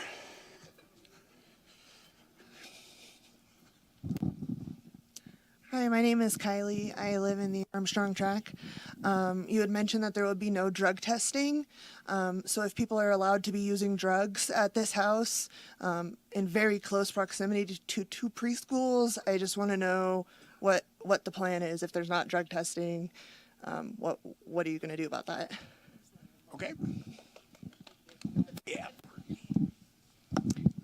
Hi, I'm Reverend Claire Novak. I'm here with United for Action, which is our North Tahoe Truckee coalition of faith-based organizations. You asked us to talk about solutions. Our coalition, back in 2013, saw that there was no warm place for people to survive severe weather. It was shameful. And we worked to create that emergency warming center. I want to lift that up as a solution that saved lives, that helped build community, that connected people to services. Thank you for that. And our coalition has kept involved with the Tahoe Truckee Homeless Advisory Committee. It's packed with solutions. I really encourage you to read that because it represents the kind of collaborative effort to pull our community together to do something very basic. Give people the dignity of a warm, stable, permanent home. And that's what we're looking for here. The report says we need at least 44 beds for permanent supportive housing in this area. I want to lift up Placer County for the 12 beds that are now open in Kings Beach and Brown Bear Studios. People there are thriving. They're connected. They're happy. They're rebuilding their lives. Look for their stories. And we're asking here to solve a gap of 0 permanent supportive housing in Truckee. This is 6 beds to add to that need of 44. I'm strongly in support of this. We've done grassroots efforts, but we need a coordinated effort of town, county, and community to move this continuum of housing further along. Thank you.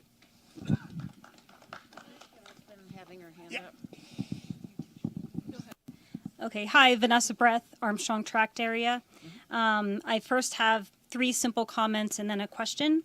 I'm wondering if anybody has thought about how the 5 individuals that are living under this roof together are going to feel about each other. You know, how's it gonna look when you have 5 individuals with, we know one of the criteria is mental illness. At what varying levels of mental illness are these people gonna feel comfortable cohabitating together under one roof, sharing bathrooms, kitchens, dining spaces? That's a concern for me, and I want to know how those people would feel about that as well. And then another comment is the staff that's required on staff is 20 hours per week is what we've been told, and that's what the publications are showing. What's going to happen the other 140 hours? Like, are they meant to follow through with specific job tasks, get out into the community? What's the follow through with that?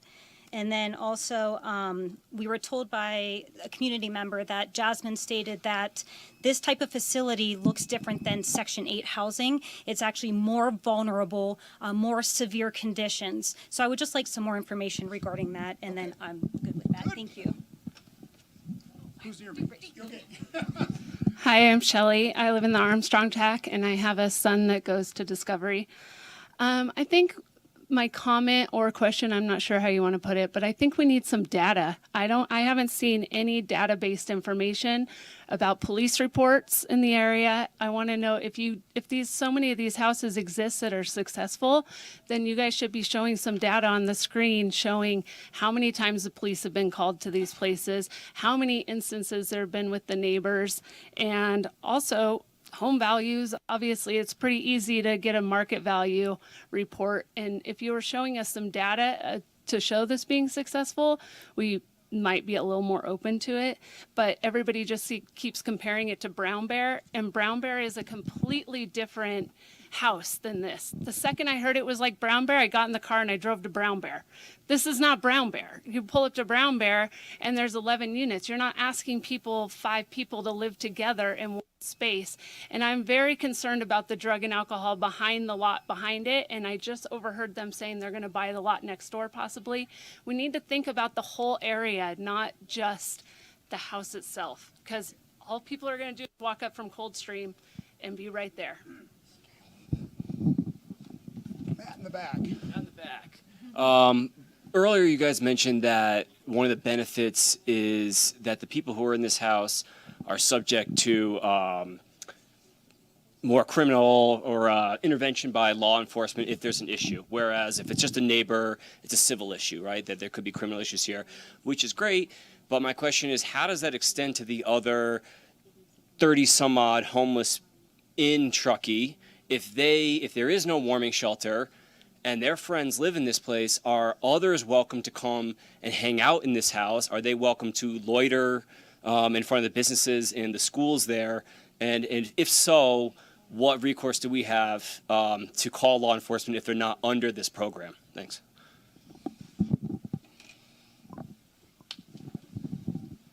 I'm Anderson Bowden. I live in Armstrong Track, and I actually looked at this house when it was on the market, and it is well positioned to house multiple different parties.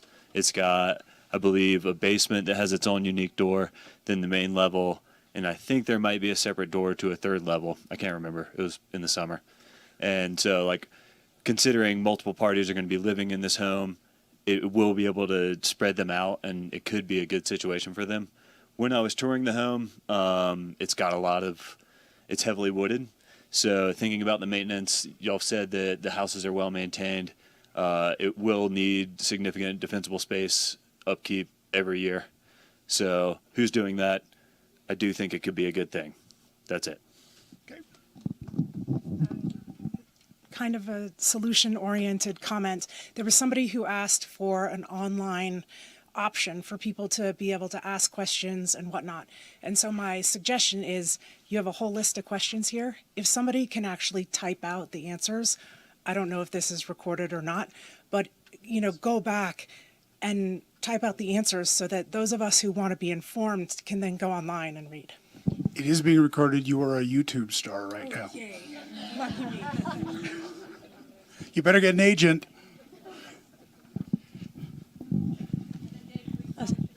Okay. Sorry, I was still unclear. Going forward, even after this grant, either you get it or you don't get it, are you still going to be looking at more homes in the community to house the rest of the homeless people, the unhoused, excuse me? And are you still looking for grants? Is this like a long-term project where you're going to continue looking for homes in the community? All right, let's go back to answers now. That went at me. You okay? Oh, yeah. Okay, good. All right, Lewis, where do we leave off for round 4? Will the county put up a digital platform for people to ask questions about this proposed project and receive answers from the county? On that one, yes, that's a great idea. We've kind of started that with a frequently asked questions document. There's a short version here. There's a QR code to the website where we posted the longer version. And we will basically just keep adding questions to that and answers to that in that document. So our website will be the place to find that. How do we submit? Probably the best way is via email. And I think there's a number of email addresses out there, including a general behavioral health one, as well as Hardy's email would be. He's the guy. You can send them to me for sure. I get them, and we have a database of SharePoint database set up. So as soon as they come into me, I forward them to Claire in our main office. She sends them to the outreach process, and you'll get a call back saying, "Hey, we got your like a phone call. We got your comment. We're looking at it." Some of them are routed to me, some are routed to other staff members. But they'll be published. Yeah, we can. Yes, they haven't been yet, but we can. Yes. Can you speak into the microphone and tell everybody what the magical email address is? Mine is first.lasthardy.bullock@nevadacountyca.gov. I think the general one is behavioral health at nevadacountyco.gov, but I'm not 1,000% sure. Behavioral.health. Oh, okay. We will get. Okay. Yeah. The other, can I mention one more thing too? Yeah. I felt really bad about not being able to return the phone calls and emails I got in precursory to this meeting. And I pride myself in literally calling every single person that calls me back. But it wasn't practical, nor was it really appropriate because we were getting so much energy. So I just want to let you know that when this is done, I'm again available to people in this room to talk. I'll meet with you and talk with you. Okay, just checking in. We were supposed to end at 7:30. It doesn't feel like we're done. We're willing to stay as long as everybody wants to stay. So I just want to let you know that if you need to go, you can go. And if you want to stay with us, then you're welcome to stay with us. Our number 23, are there any plans to purchase/build on the vacant lot behind the proposed Hope Ridge house? So the vacant lot is part of the purchase deal. It's a small, undevelopable parcel. It was purchased at very low cost to support things like if we ever need to improve parking or have defensible space, that kind of thing. It's not as to build additional facilities there. It's just for the. Why does your staff report say something different? I didn't hear all those questions.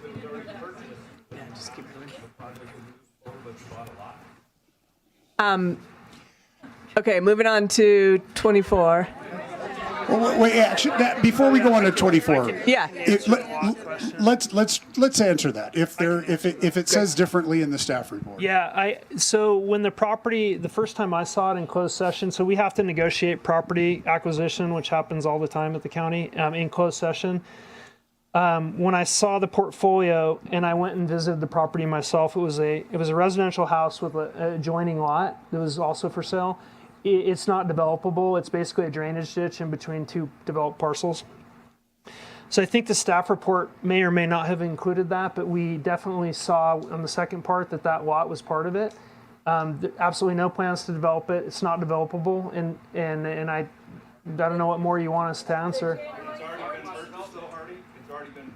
No, absolutely not. No. Okay. No. The January 14th staff report states, I'm reading verbatim, this includes an adjacent parcel for construction of a new permanent supportive housing site. I don't know what you're talking about. Okay, it's in your staff report.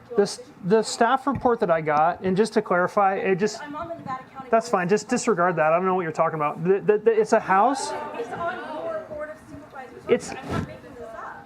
What I'm trying to say is if there is an error in the staff report, what we're talking about buying, just to be totally clear, is the subject property and the unbuildable lot adjacent to it. That's all there is. An error in the staff report. That's all there is. There's nothing more. Okay, let's go on to the next one. If there's no drug testing for residents of the house, what are the plans for ensuring safety for the community? So again, as the rules state really clearly, no illegal drugs are allowed in the house. So that's rule number one. Rule number two is people need to be able to behave appropriately, and that's really how we guide things. There are lots of houses in Truckee where drug use is happening, and that's just the reality of it. People in this house are significantly more monitored than people in lots of other houses in Truckee. We feel really confident that people will be safe in this house.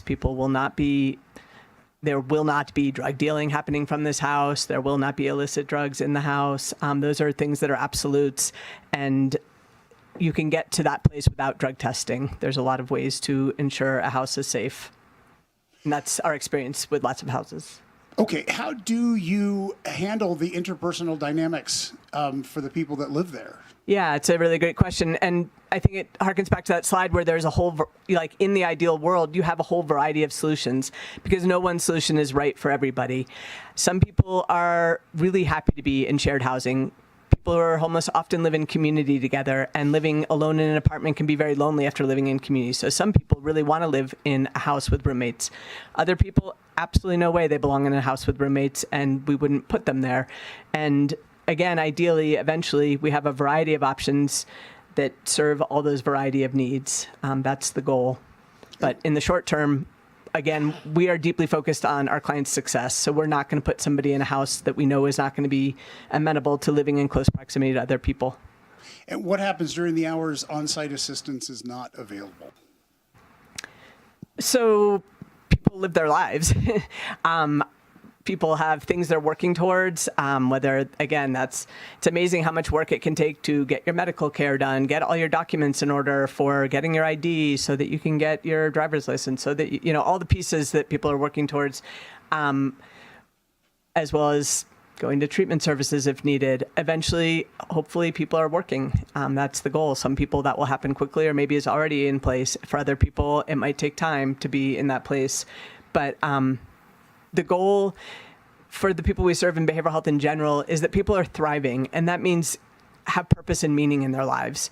Not just, yay, we got you a house, park it on the couch for the rest of your life, but what's next? How do you find your path in this world so that you can thrive? Okay, and just to clarify, because I can't remember who it was. I think it might have been you. Yeah. You didn't mean, like, there was the person who's living in the house who's going to be there all the time, and then there were those who were providing the clinical services who are just there during the daytime. Were you talking about the people who in the daytime when they're not there, or you were talking about the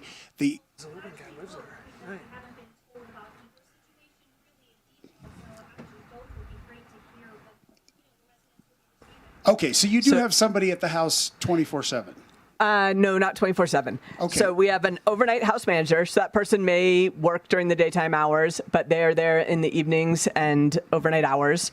And then during the daytime hours, we have that case management team, those 3.5 FTE that we were talking about earlier. Those are the folks that are coming in daytime hours and checking in on people, working with people one-on-one. And then in addition, we have treatment services that are available to residents depending on their personal needs. And so those case managers are really the core staff. They're the ones that really know the folks in the house that are working with them, that say, hey, looks like, you know, it's time to go meet with your psychiatrist. Let's practice how you're going to get there. This time I'm going to ride the bus with you. Next time you're going to take the bus yourself. I'll meet you at the other end and make sure it worked out. Like, those are the kinds of, it's called rehabilitation skills that case managers are working on with folks, helping them get life skills back in place that they may have lost during their times of homelessness. But the house manager, correct me if I'm wrong, the person who's managing the house lives there all the time? He lives there, Yeah. but they're not expected to be on site 24/7. Right, but so if he, on average, if he was home, most of us are home at night, right? So he's there. Yes. If there's conflict between two people, or if there's somebody's like, my door's broken, or somebody's hanging around outside, is he going to walk out and say, hey guys, do this, do that, do the other thing? Yeah, that's exactly. The overnight person, the house manager person, not the case managers, not the treatment team, but the house manager, their job is just that, like basic rules stuff. Like, how do we keep our house functioning well, safe, and all is going smoothly? Sure. Of course.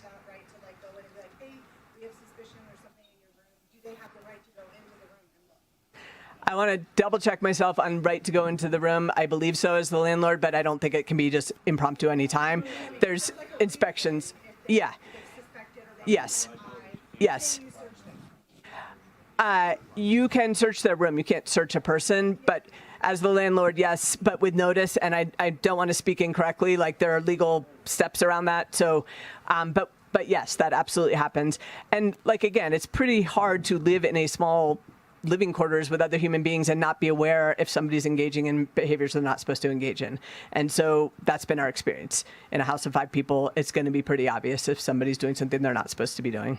And so how does this look different than traditional affordable housing? So it's the supportive services part that's different. So when people move into, let's use like the Artist Lofts as an example, that's just affordable housing. So the only thing that's required to happen there is a subsidy of people's costs. And that subsidy depends, it's a voucher and it depends on their income, and it makes their rent affordable relative to their income. Beyond that, there's some services available, but it's not supportive housing in the way that permanent supportive housing is supported. Oh.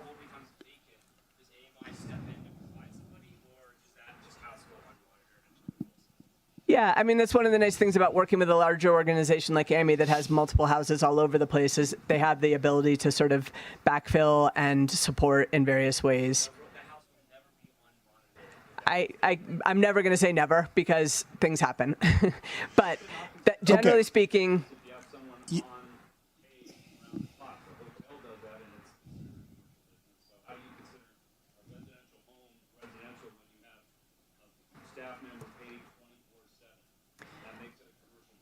so they're not paid 24/7. They're paid to be there, to live there, basically. They're paid to live there and be there in the evenings and nights. And they pay rent to be there. So it's their home as well. Okay, let's go to the next question about, is there data to support the success of these kinds of projects, including crime rates and impact on property values? Yeah, there's a lot of data about permanent supportive housing, a lot of studies. We'd be happy to post those. I'll add those into the frequently asked questions, some of the links so that you can read some of the studies that are out there. A lot of them really focus on reduction in crime, reduction in hospital visits, things like that. Okay.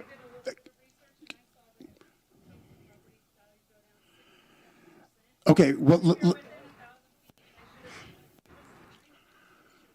okay. We'll get to another round. Well, no. We're gonna get to another round, and I'm gonna come back to you. We're gonna get to another round. Keep me to it. We just want to make sure that we get through all of these here. Are others welcome to visit the house, and how will the presence of people not in the program be managed? So there are rules about visitors. Those rules are, number one, visitors have to follow all the same rules as people who live there. If they can't follow those rules, loitering outside would be not following those rules. They are not allowed on the property, and the lease is very clear about that. Similarly, people can have overnight visitors a limited number of times in a month. And overnight visitors might be your boyfriend or girlfriend. Like, you cannot have somebody move in with you. You cannot have friends stay with you. Those aren't allowed at much stricter levels than those of us who live in our own houses. We can have boyfriends, girlfriends, friends stay with us, whatever.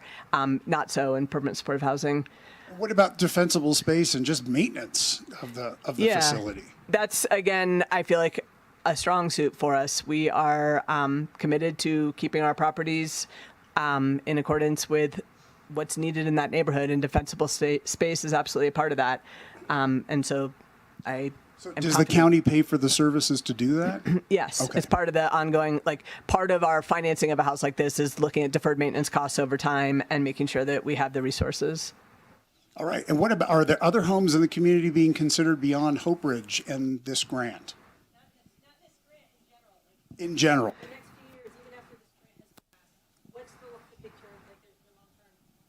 Sure.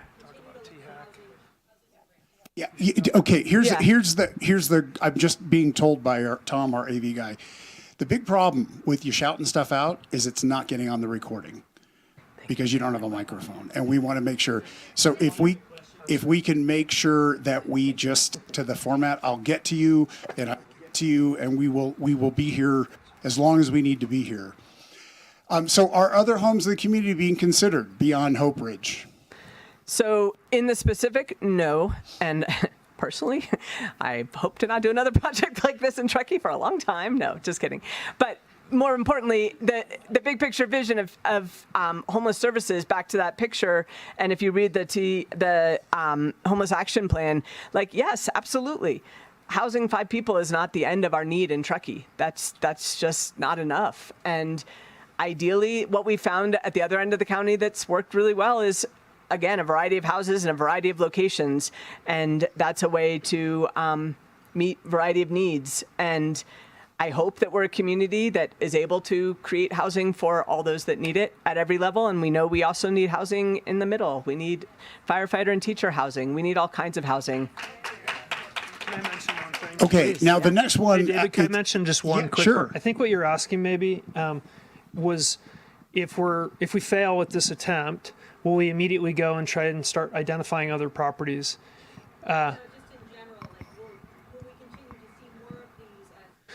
Right. And that was one of the flyers that was circulated. Like, this is coming to a neighborhood near you. You're going to have a homeless shelter near you soon in your residential neighborhood. The TIAC report, and I don't want to get too deep into it because both the town council and the county and others are going to everybody's going to get a community opportunity to hit that document.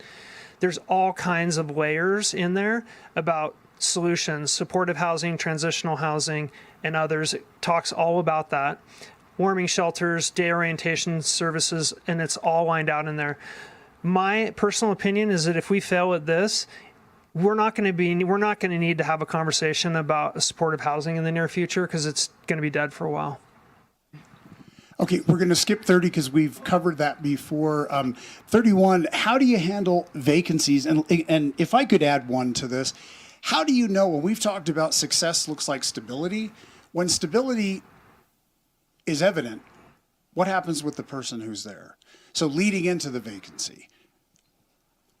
Like if somebody looks like they're doing okay, but they're perfectly happy to live there, is there any process for them being removed from the house because they're okay, or how does that work? Only if they want that. And so a case manager might start working with somebody around like, hey, you're doing so great. Look at all these ways you're able to function independently. You don't need our supportive services anymore. Let's start thinking about what else you might want in a home. Maybe you actually would like to live by yourself in a studio, or maybe you want to live in a different part of town, or whatever it might be. So it's supporting people in the next step that's appropriate for them. And then how we handle vacancies past that, once we have an empty spot, back to that HMIS list, there's many people on the list waiting for housing of all different kinds. And so we're looking at who rises up on that list, who's been here a while, who has intense needs, complex needs, and who is going to be successful in this setting. Okay, and then on the last one, I'm not sure if we got the question that was on the recording about how can this be a residential home when there is a house manager on site. Can you just briefly reiterate the answer to that so we have it on tape? I mean, I'm not quite sure what to say to that other than because it's a house and everybody there lives there, and because it's been defined that way by the state and by the federal government. And so permanent supportive housing is considered a residential use of a house. Okay, let's go out for another round as long as people are here. I'm going to start over here and then move this way.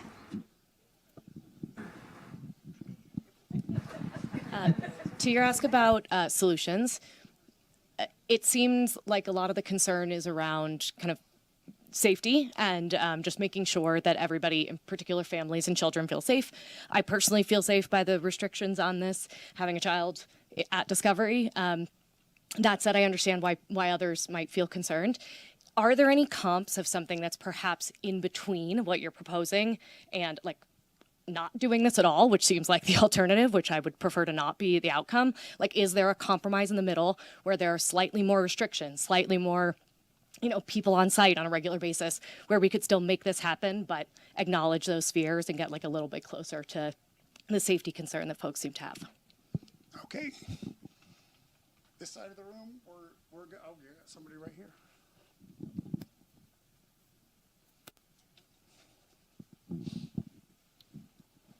Oh, sorry. My heart rate just went up. I'm coming to you next.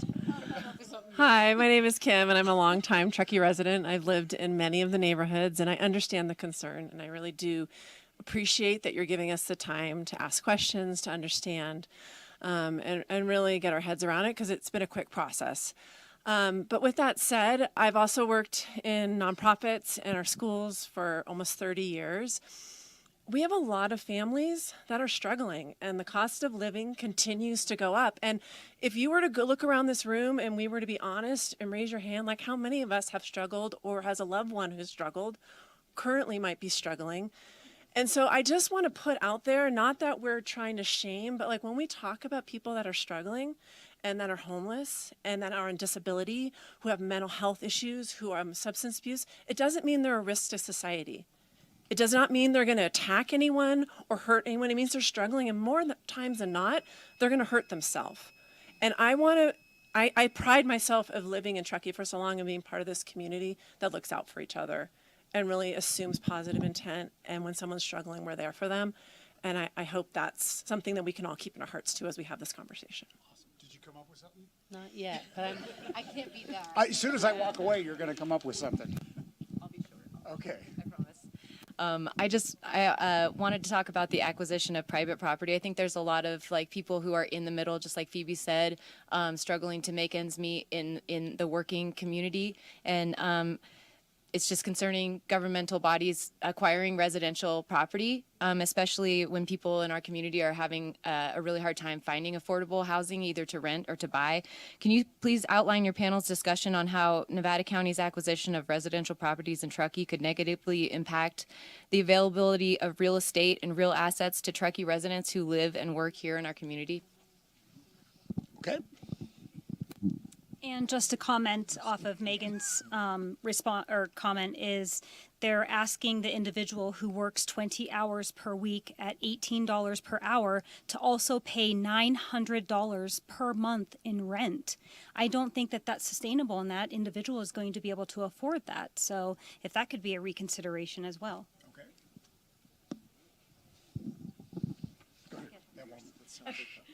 I want to reiterate a little bit of like confusion that I have around the decision nodes and milestones that we have to making this decision.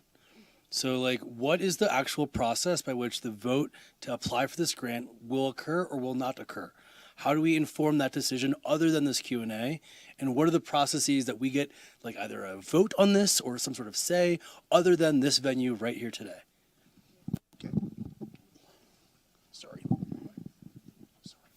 That was a great start to my follow-up question, which I thought I heard Hardy say that a deadline for this decision is this coming Tuesday.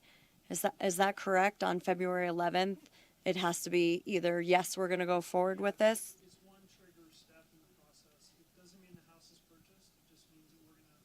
I'll answer the question. Right. I'm just because I feel personally as the next door neighbor of this facility, because that's what you called it over and over again in our conversation that we had on January 17th. And I found out about this on January 15th because my neighbor was kind enough to stop by my house and tell me about it. And I'm literally 20 feet away. So, and I'm not afraid of these people because I work with them all the time as a public defender and actually really severely mentally ill people. And I've been a public defender for 25 years. The way this has gone down with no outreach or opportunity to be heard in the neighborhood, and I feel extremely rushed and overwhelmed by trying to get all this information to understand what's going to go in next door to my home where I live. So I would like more time. And if that means that this project doesn't go through because there's not enough time to be educated, then I'm sorry. But it impacts everyone in my neighborhood. I did your ad in the fall brochure. Oh, thank you. I loved it so much. David, please, just a quick interrupt. Yeah. Is that mic been left off on the podium? Because I'm not getting anything from over there. Mic off on the podium. Is the mic off on the podium? Hardy, Hardy. mic off on the podium. Is the mic off or on? Could we leave it on, please? Mic on? Yeah, we're just trying to figure out who's answer questions, that's all.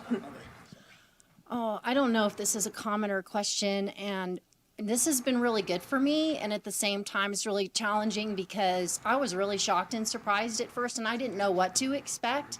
You know, all those fears, whatever, come across my mind, and then also, and I appreciate all that has been answered, and I'm feeling better about it in some ways, but I'm going to call it selfish. I mean, I appreciate all the people who, Kim and everybody who's going, I'm for this. But part of me is sitting here going, okay, when my husband and I got married, and this was a dream of us to purchase our home, which was built in 1968.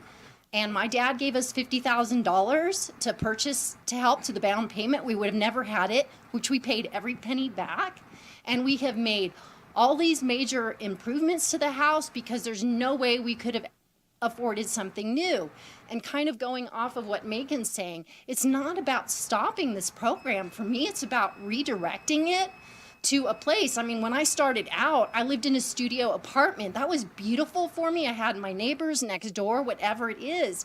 And it's kind of sometimes, I'm going to sound selfish, but it's a little bit of a hard pill to sit there and go, shit, I paid this much money for this home, and we have county money that's spending how much money on this home and is only housing 5 people, when I feel like we can do better. We can do better for our hardworking citizens to be able to purchase that single family home, and then put in place a beautiful thing like I talked about, the Dream Center that was down there, or something like the Brown Bear. Well, it's a multi-unit thing. You have your space, but you also have your community. It's a better source of our funds. And I mean, part of me feels like, I'm not expecting to go live in Martis Camp. I would never, ever, ever expect that. And I just feel like, you know, just, it's still a little bit, I'm just gonna tell it as it is. It's a little bit still hard for me to get around it. I want to contribute and I want to help out, but I just feel like that's just not the best use of our funds. David, one last thing. JD again here. So we just finished, a lot of you participated in this. We just finished collecting goods for the LA fire victims and loading semis full of stuff going down to the homeless with Councilmember Henderson from the town of Truckee. And when she went, I asked her to tour the LA Dream Center because they have a transitional house facility there. And I understand that's 8 million people and we're 16.8 or whatever today. But the bottom line is success comes from giving you the tools to get there. And the transitional center had vocational training. It also had on-site as well help. Everything was in one place, and it was one nice place to make it happen. I know that we're a small community, but there's another possible project too at the old CHP site too, where we could emulate that and be part of this. There's solutions to this. So, you know, look to your council members, look to people who've toured them, look to all these people, family members back there that worked in them. We need help, because I never got to where I'm at today without it. Did you have a question? Okay. Okay. So I keep hearing how advantageous this is for those in need, but I feel like we're setting them up for failure. I look at how hard I work to remain in this community as a contributor, and all the money it takes for me to live a pretty standard life. I'm not Martis Camp, I'm not Grays Crossing, but you're setting people up in this community that will never have the ability to support the affluency that is growing in this community. And I think you're setting them up, you're putting them up on this pedestal only to fall farther. And even when you go back to the Donner Party, even the Donner Party saw they didn't have what it took to stay here. They didn't have the services and everything needed to stay in this community. So what did? They moved to the community that provided the services and future opportunities for them to thrive. And that's exactly what they did when they left. With the affordable housing that's going on downtown at the Artist Lofts and some of the other ones, is it the reason why these folks aren't offered those beds or those units because it's in the wrong lane, the wrong funding? That's the question I have. That you have these are brand new buildings with resources that are close by with all the things that these folks apparently need. So that's my question. Why aren't we implementing the existing buildings that have been built up for the assisted living folks? You get my point. I echo all the concerns of my fellow Armstrong residents and neighbors, and I just also wanted to ask, this sounds like a purchase of the home would be something, you know, we're calling it permanent. We're hoping for success. If this is not successful, what does unsuccessful mean? What does that look like? What is the contingency plan? Who is accountable? You know, we talked about if there's disruption, residents can be removed from the housing. But what's preventing another disruptive resident from being put in place? And if this continues to be a problem, does this house remain in perpetuity as long as funding is applied if it's not being run in a way that our residents and community feel like it's actually, in harmony? Should we go to some answers? I have one quick comment, if I could. Sure. The gentleman that spoke about artist lofts, I can comment on that, why the homeless were not put in there. They were originally, and it was a failure because there was nobody to support them. Now, artist lofts and Coldstream has life skill people come in, is what they're called, and they help them with housing, they help them get whatever they need. But originally they did not have those supportive services. That's why it failed. They had free rent for a year and they blew it because they had nobody to support them. Okay, thanks. Now let's go to the questions. Is that number 33 where we're starting? Okay, are there any compromises between this and nothing? If there were more restrictions to help address safety concerns, I think if I remember that correct, it was like, if this doesn't work, is nothing our only option? So I wouldn't say there's nothing, but I will say like there's a lot of competing needs. Like the funding has a lot of restrictions attached to it of how you can run the housing that you pay for with that money, and then cost is the other reality. Like I said earlier, most of these houses we don't staff at all, and they function really well. We are proposing to staff this house overnight. And when I say don't staff at all, supportive services happens during the daytime, case management, treatment. But in terms of overnight support, typically we don't do that. We're proposing to staff this house overnight because it is our community's first try at permanent supportive housing and we want it to be successful. The cost of operating with more staff than that gets prohibitive pretty quickly. But I appreciate the idea and I think it's worth us continuing to think about, are there other creative solutions to think about there? Okay, before we go on, if the folks that are standing in the back, we've got a lot of chairs up front now. If you want to sit, you're welcome up closer. I'm not entirely sure I understand the second part. If there were more restrictions to help address safety concerns, who asked that question? Who remembers that? I think it was asked in the context of like the compromise idea. Like she said, I support this, but I also understand the fear people have. Is there something in the middle we can do to sort of address that fear? And I think the things she threw out were like, more rules about drugs and drug testing or better staffing. And so I think, yeah, that's what I'm trying to say. Like there's some rules that we can't cross. We can't drug test people. That's not one of the options. The staffing model is something we can continue to think about and look at. Okay, please outline how government acquisition of properties has impacts on Truckee residents' ability to purchase homes. Yeah, I mean, purchasing this house absolutely takes a house offline that somebody else could purchase. So this is 6 people in a house that's being purchased and used for housing people that have these needs for support. There's also a need for additive projects, like somebody mentioned the old CHP site. I don't know if that was you, JD. And the Pacific Crest Commons project that is coming is adding units to the community, and it does include supportive units as well, in contrast to the artist loft. So yes, this house would take 6 bedrooms offline, and there are projects coming that add bedrooms as well. Okay, what is the actual process by which the vote to apply will occur or not occur, and how do we inform that process other than this evening? Follow-up, is February 11th a decision point? Yeah, I'm gonna summarize the process for us. Right now, the decision to apply for a grant has been made, so we've authorized staff to apply for that grant. There's technical documents that ratify that going to the Board of Supervisors on the 11th. That's Tuesday. We have a fork in the road there. If we apply for the grant, it doesn't mean that the project's going forward. It just means that we've applied for the grant. So in some period of time after that, it could be 90 days, we don't know. The state of California may or may not award the county a grant to purchase properties.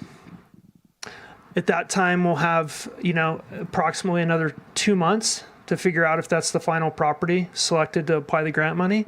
And at that point, we would have a project on our hands and that would be it. So we're making just a wild estimation that that's somewhere in the 5 to 6 month time frame before the project would be shovel ready to be purchased, and that's the decision. So the 11th is the decision to understand if this is going to be the ratifying the decision to apply for a grant. I do want to take a question here really quick, just because I want to get to the bottom of this. So can we give her the mic so I can understand what Allison's asking me? Speak up, too. No, the folks at home need to hear. Okay. So there was some information about originally the information we got was that people were going to be moved in on February 1st. And now we have an email that was circulated to somebody that said that the move-in date is pushed back 30 days. And now you're saying that it's a 5 to 6 month process. So you're planning on moving people in before the grant application? We have halted the progress on moving people in and using the property at this time. That's as far as I'm going to go. That's all. That's where we're at. That's the only decision. This meeting was going to inform future decisions on using the house temporarily. We've leased it. We've used money to lease the property, so it's available to us. What's that? $1,000. No, that's not accurate. No. I think you misheard. I caught that too. Yeah, it's the exclusive right and option to purchase agreement. It was signed on December 10th, or effective December 10th. The county paid Craig McDonald and his father $1,000 for this lease and option to purchase. Yeah, I think after that, there's been a lease agreement perfected, paying market rate for the lease of the property. Okay, why are we not using existing resources, artist lofts, or other options that we've got? There's a wait list for every form of housing in this town. I can't speak with detail about how long that wait list is right now, but it's long. That's the short answer. And so there's, we heard a story that I shared earlier of somebody who is desperately waiting to get into one of those sites and has been waiting for a long time, and that's just the reality. And while people wait, they often sleep outside. Okay, if this isn't successful, what does that look like? What happens? Who is accountable if the house is not working well and folks are continually disruptive or problematic? Well, I'd say I'm accountable first as the director of the behavioral health department. This is a behavioral health program. Past that, the board of supervisors is accountable for holding me accountable.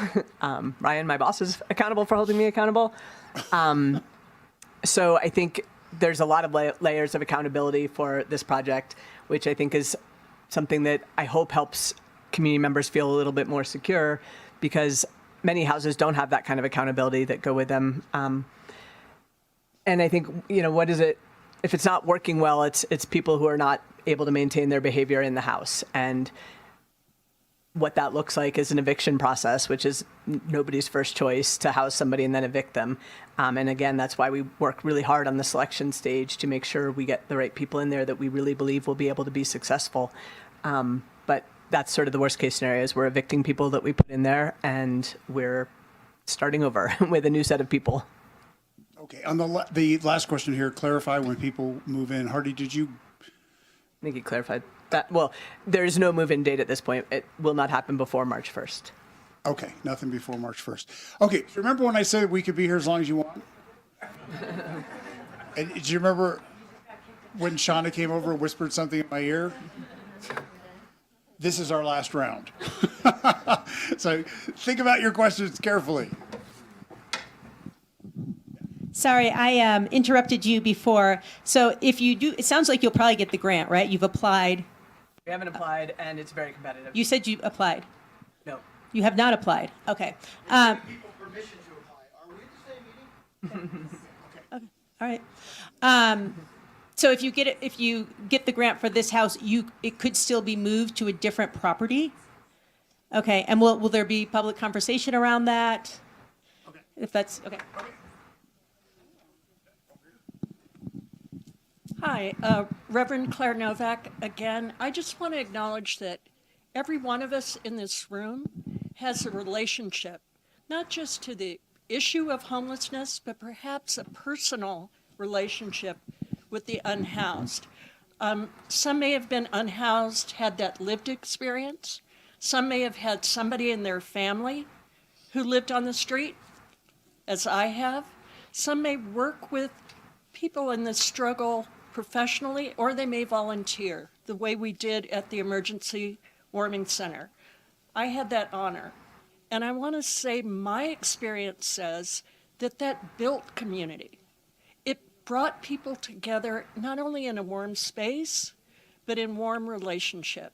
And that people who had a roof over their head and a safe, welcoming place were motivated to follow whatever behavioral rules there were. And they became connected, and they built something good for this community that didn't exist before. Thank you. Okay, what I'm going to ask, and I want you to be honest, is does anybody have a question or comment who's not already asked one? Just because as we're running out of time, I want to make sure other voices are heard. There's an unfamiliar face. Hi, my name is John. I live in the community. I wasn't planning on speaking, but I've thought about this more than I probably should have and lost sleep over it. And what it came down to is I'm a father of 3, including a 12-year-old daughter. Sorry if I get emotional. 12-year-old daughter. And there's a few things that have really hurt me from, I applaud the county for what you guys do. It's not an easy job, but it feels like there's weird energy coming back. And I've done nothing but work my whole life, first generation college, to live in this town, and my hands, manual labor, and to see laughing up there at some of our questions, it hurts. And I'm sure nervous, and there's some weird energy coming back. But all I ask, Commissioner, is when you're going to sign that, just please, if there's a 0.0001% chance you feel that, then this project probably is not right. It's not right for us. I'm sure it works in Seattle. I'm sure it works in Portland, Maine, where I'm from. I don't know if it's going to work here. And, I get a little bit too when you say, what's the solution? I would love to sit down and have a solution. I just got back from a conference. I haven't been home in a week. Like, that's how strong I feel about this. And, we elect you guys, we pay for you guys to help us figure this out. And for it to come the way it did, it didn't feel good. Any other newbies before we go to the repeats? Okay, real quick. Okay, thank you. Two-part question. Thank you so much for all the information you guys are giving us. It really does help. But my questions are towards further, if this were to go through towards further implementation of scattered site permanent supportive housing, will they be as stringent if we're trying to home 30 people in our community? Some do have major issues. So if this project continues to go forward, what will those things look like? And what have happened to our homeless assets in this town? Where are the warming? What exactly has happened to those places for people to go? Sorry, last comment. I just am looking for a little bit of clarification, and forgive me, Mr. Bullock, if I'm incorrect in this and what I heard. But at the beginning, you stated that you've looked elsewhere and looked at other properties for this project, but you had like 30 individuals say, this isn't happening around here, basically. But then you turned to Armstrong Track, and I can guarantee you there's hundreds of the community members that are saying no to the project in the way that it's being presented right now. So we're not saying no to the project. It's what's being proposed right now. It's a no. But if there's other resources available, other options, other availabilities, but you said 30 people, if I'm not mistaken, at different sites said no, but there's hundreds in the Armstrong Track area that are saying no at this time. Thank you. See, I knew we'd get. Thank you. Thank you. I appreciate it. More than anything else, I'd like it to be a helping hand, not a handout. In the milestones that are associated with that, I had asked originally, what does success, how do you define success? And you have to have milestones to make sure that it stays a helping hand. And some of the concerns from some of the people have been, I don't want it in my neighborhood. I don't want it next door to me. I don't want it close to me. I don't want it messing up my property values. And in all honesty, if it's done as a helping hand and you have significant milestones where you can demonstrate this is successful, not just stability, but true success, then a lot of those concerns, I think, will start going away, and it won't feel like it's just rammed down somebody's throat, if that makes sense.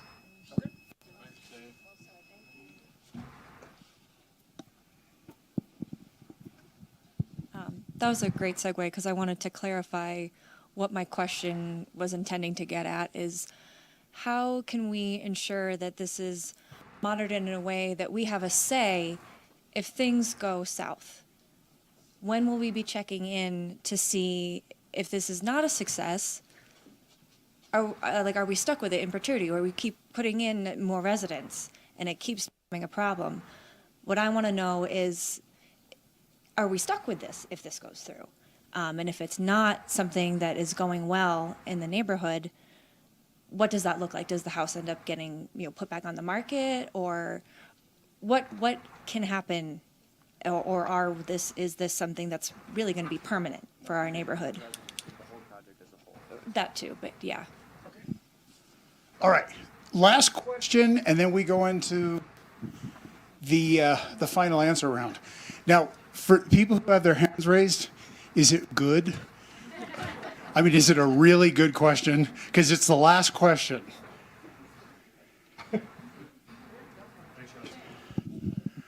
Who's going to get it? Do you want it? All right. I just wanted to clarify, if this grant, we forget the county gets this grant, is it just, we're just talking about this one property and just helping 5 individuals? What happens to the rest 25 homeless people that we have? And also, another question, has this manager been hired yet? And if the moving process is going to move forward until we have a house manager? Thank you. Okay. All right. Is this going to be good? This is going to be good, right?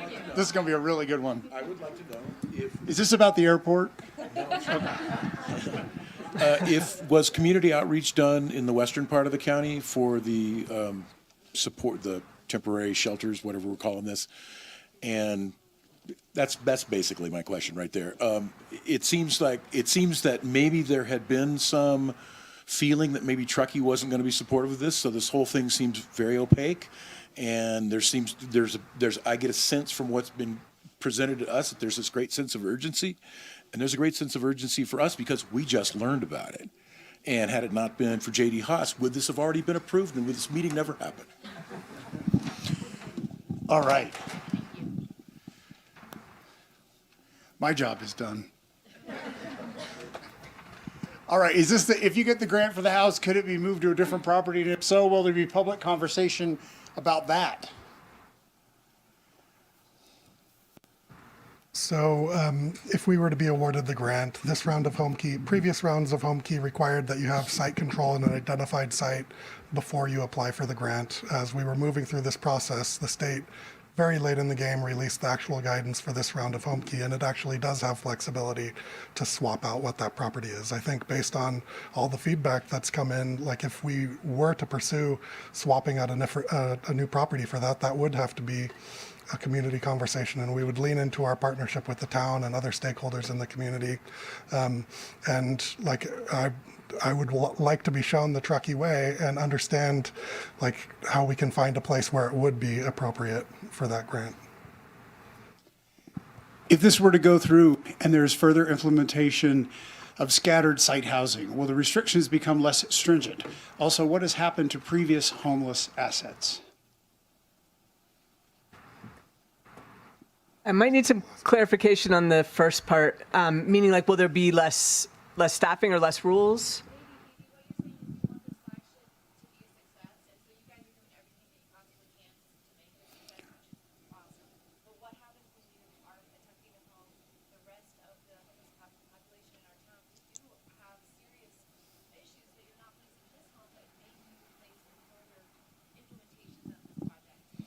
Right. Got it. Okay. Yeah. Can you restate the question for the mic? Yeah. Basically, like, is a concern that other folks who have more intensive needs are going to be placed in other houses somewhere else with even less support or services, essentially? Right. I mean, no, not.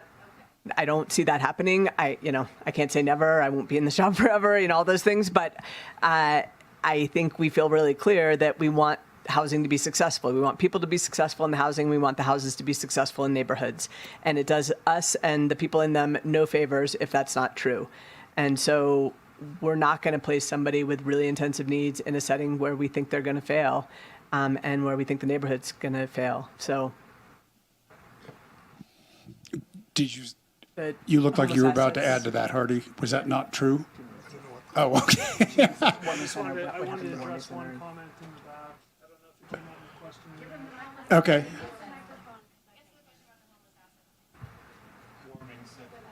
What happened to the homeless assets? Yeah, the homeless assets.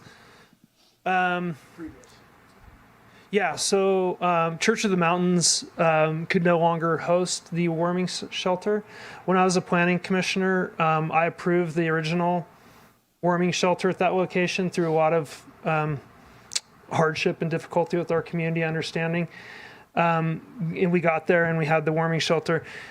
Church of the Mountains wasn't able to host it there. And I just wanted to clarify, I think you are asking the question about, the 33 conversations I had. And I was specifically describing the process to site the warming shelter again. And so it's not, the conversation I'm describing is not relevant to the supportive housing conversation. So we went in the community for the last 18 months. I've been a champion for that warming shelter again. I did it 10 years ago and I still care about it now. And so I went to the Park and Rec Center. I went to the Veterans Building. We had community outreach, told by every organization and jurisdiction that you can't do it next to us. You can't use public buildings like the Rec Center, the Arts Building. That disappoints me as a public official. That's our tax dollars, right? That's our money. And so it really was troubling to me, and we kept that going.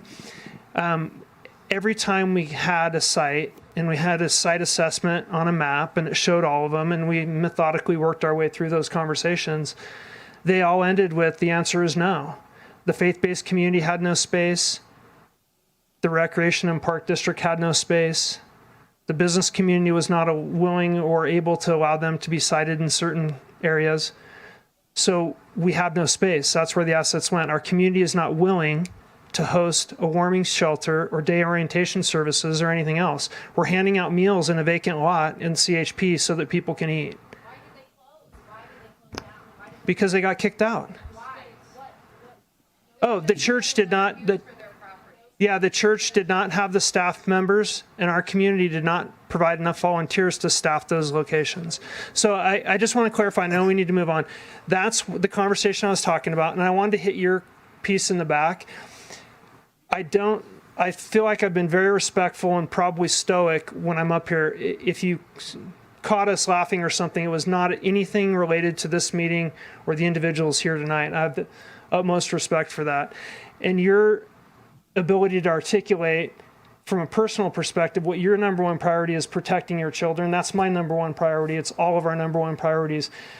I would not stand here and put my entire reputation and my 35-year existence in this community on the line to pitch something that is dangerous to you, your family, or this community.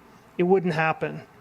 And I won't let it happen with the staff members that work for me behind me and down in Western County and all the people that go to support this project. So you have my assurance that it's going to be my role and our role to oversight that project, and it wouldn't be under consideration if we thought that that was a risk to you. Okay.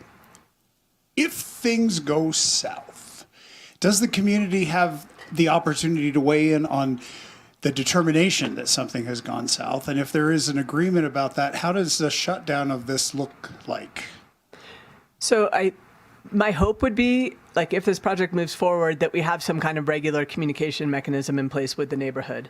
I think we put on one of the slides, we're open to weekly meeting for the first bunch of weeks, monthly meeting, obviously phone numbers, et cetera. So like ongoing dialogue of like, I think I smelled cigarette smoke in my backyard and my kids were playing there or whatever. Okay, great. Let's figure that out and make sure that doesn't happen. Like, how can we address small issues or big issues that come up along the way so that we don't get to the place of things really not going well? Is it a forever thing? No, nothing is. Like, absolutely worst case scenario, it just fails and fails and fails and the neighborhood's up in arms and you're at the Board of Supervisors saying this is not acceptable. The last fail-safe option is you sell the house and give the money back to the state. Like, that's a thing. But I have never seen it come to that. I would hope it never comes to that. I think there's a lot of steps we can put in place to avoid that happening, but it is not forever. If it's truly a failure, then it will not be there forever. That's the reality. And if the county gets the grant and we're solving a problem for 5 people, what do we do for the others? It's back to that spectrum of we need a whole array of options. We do need more. Like, that's the reality. I wish it were so easy to say we just need one house for 5 people and we're done as a community. But it's not the reality. We need that whole spectrum that was on that map, and we need to find places to put it, to Hardy's point. We need to be a community that has solutions, not just opposition. And I don't mean that personal to anybody. I understand everybody's experience and feelings, but collectively somehow we have to be a community that has solutions to be able to move the needle on this issue. There is one other project in the works that we've talked about a few times, Pacific Crest Commons, that will help, but that plus this still doesn't solve the problem. And so there are no other specific plans. I know, again, flyers out there saying this is going to happen in every neighborhood. There's no funding for that. There's no plan for that. That's not currently in the works, but I think collectively we need to find a way to make it be in the works for us all to be able to have an economically diverse community that has resources for everybody. Do we have a house manager? And if not, are we moving forward and before we get a house manager? We are not moving forward without a house manager. I think the job was posted. I believe there's some really strong candidates, but I don't believe we're moving forward with hiring a house manager until we're sure that we're moving forward with having a house. But we will not move forward with putting people in the house unless there's a house manager. Last question. Was there outreach in Western Nevada County? And I just to clarify, regarding the homes in Western Nevada County, or was there outreach in Western Nevada County regarding this home? For similar projects? Okay. Yeah, so, excuse me, most of our permanent supportive houses in Western Nevada County are, like this one, a residential dwelling that's consistent with residential zoning, and so there's not community outreach beyond door knocking and communicating with neighbors in terms of this is the number, this is what's going on, this is the number that you call. When we've had larger projects that do require a planning commission process, a change in zoning, a conditional use, then there absolutely is outreach to the neighborhoods. But when it's within a use, it's not like a public forum like this. It's more of the door-to-door. And I will acknowledge and own that got way ahead of us in this situation, such that we lost the opportunity for you to trust us on it. And so I apologize for that. And we will try to do better with our future projects. Okay, that was it. You were spectacular.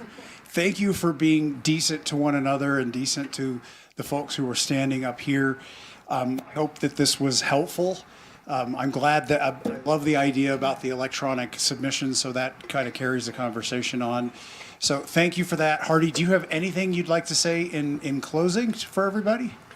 Yeah, I've heard you. We have heard you.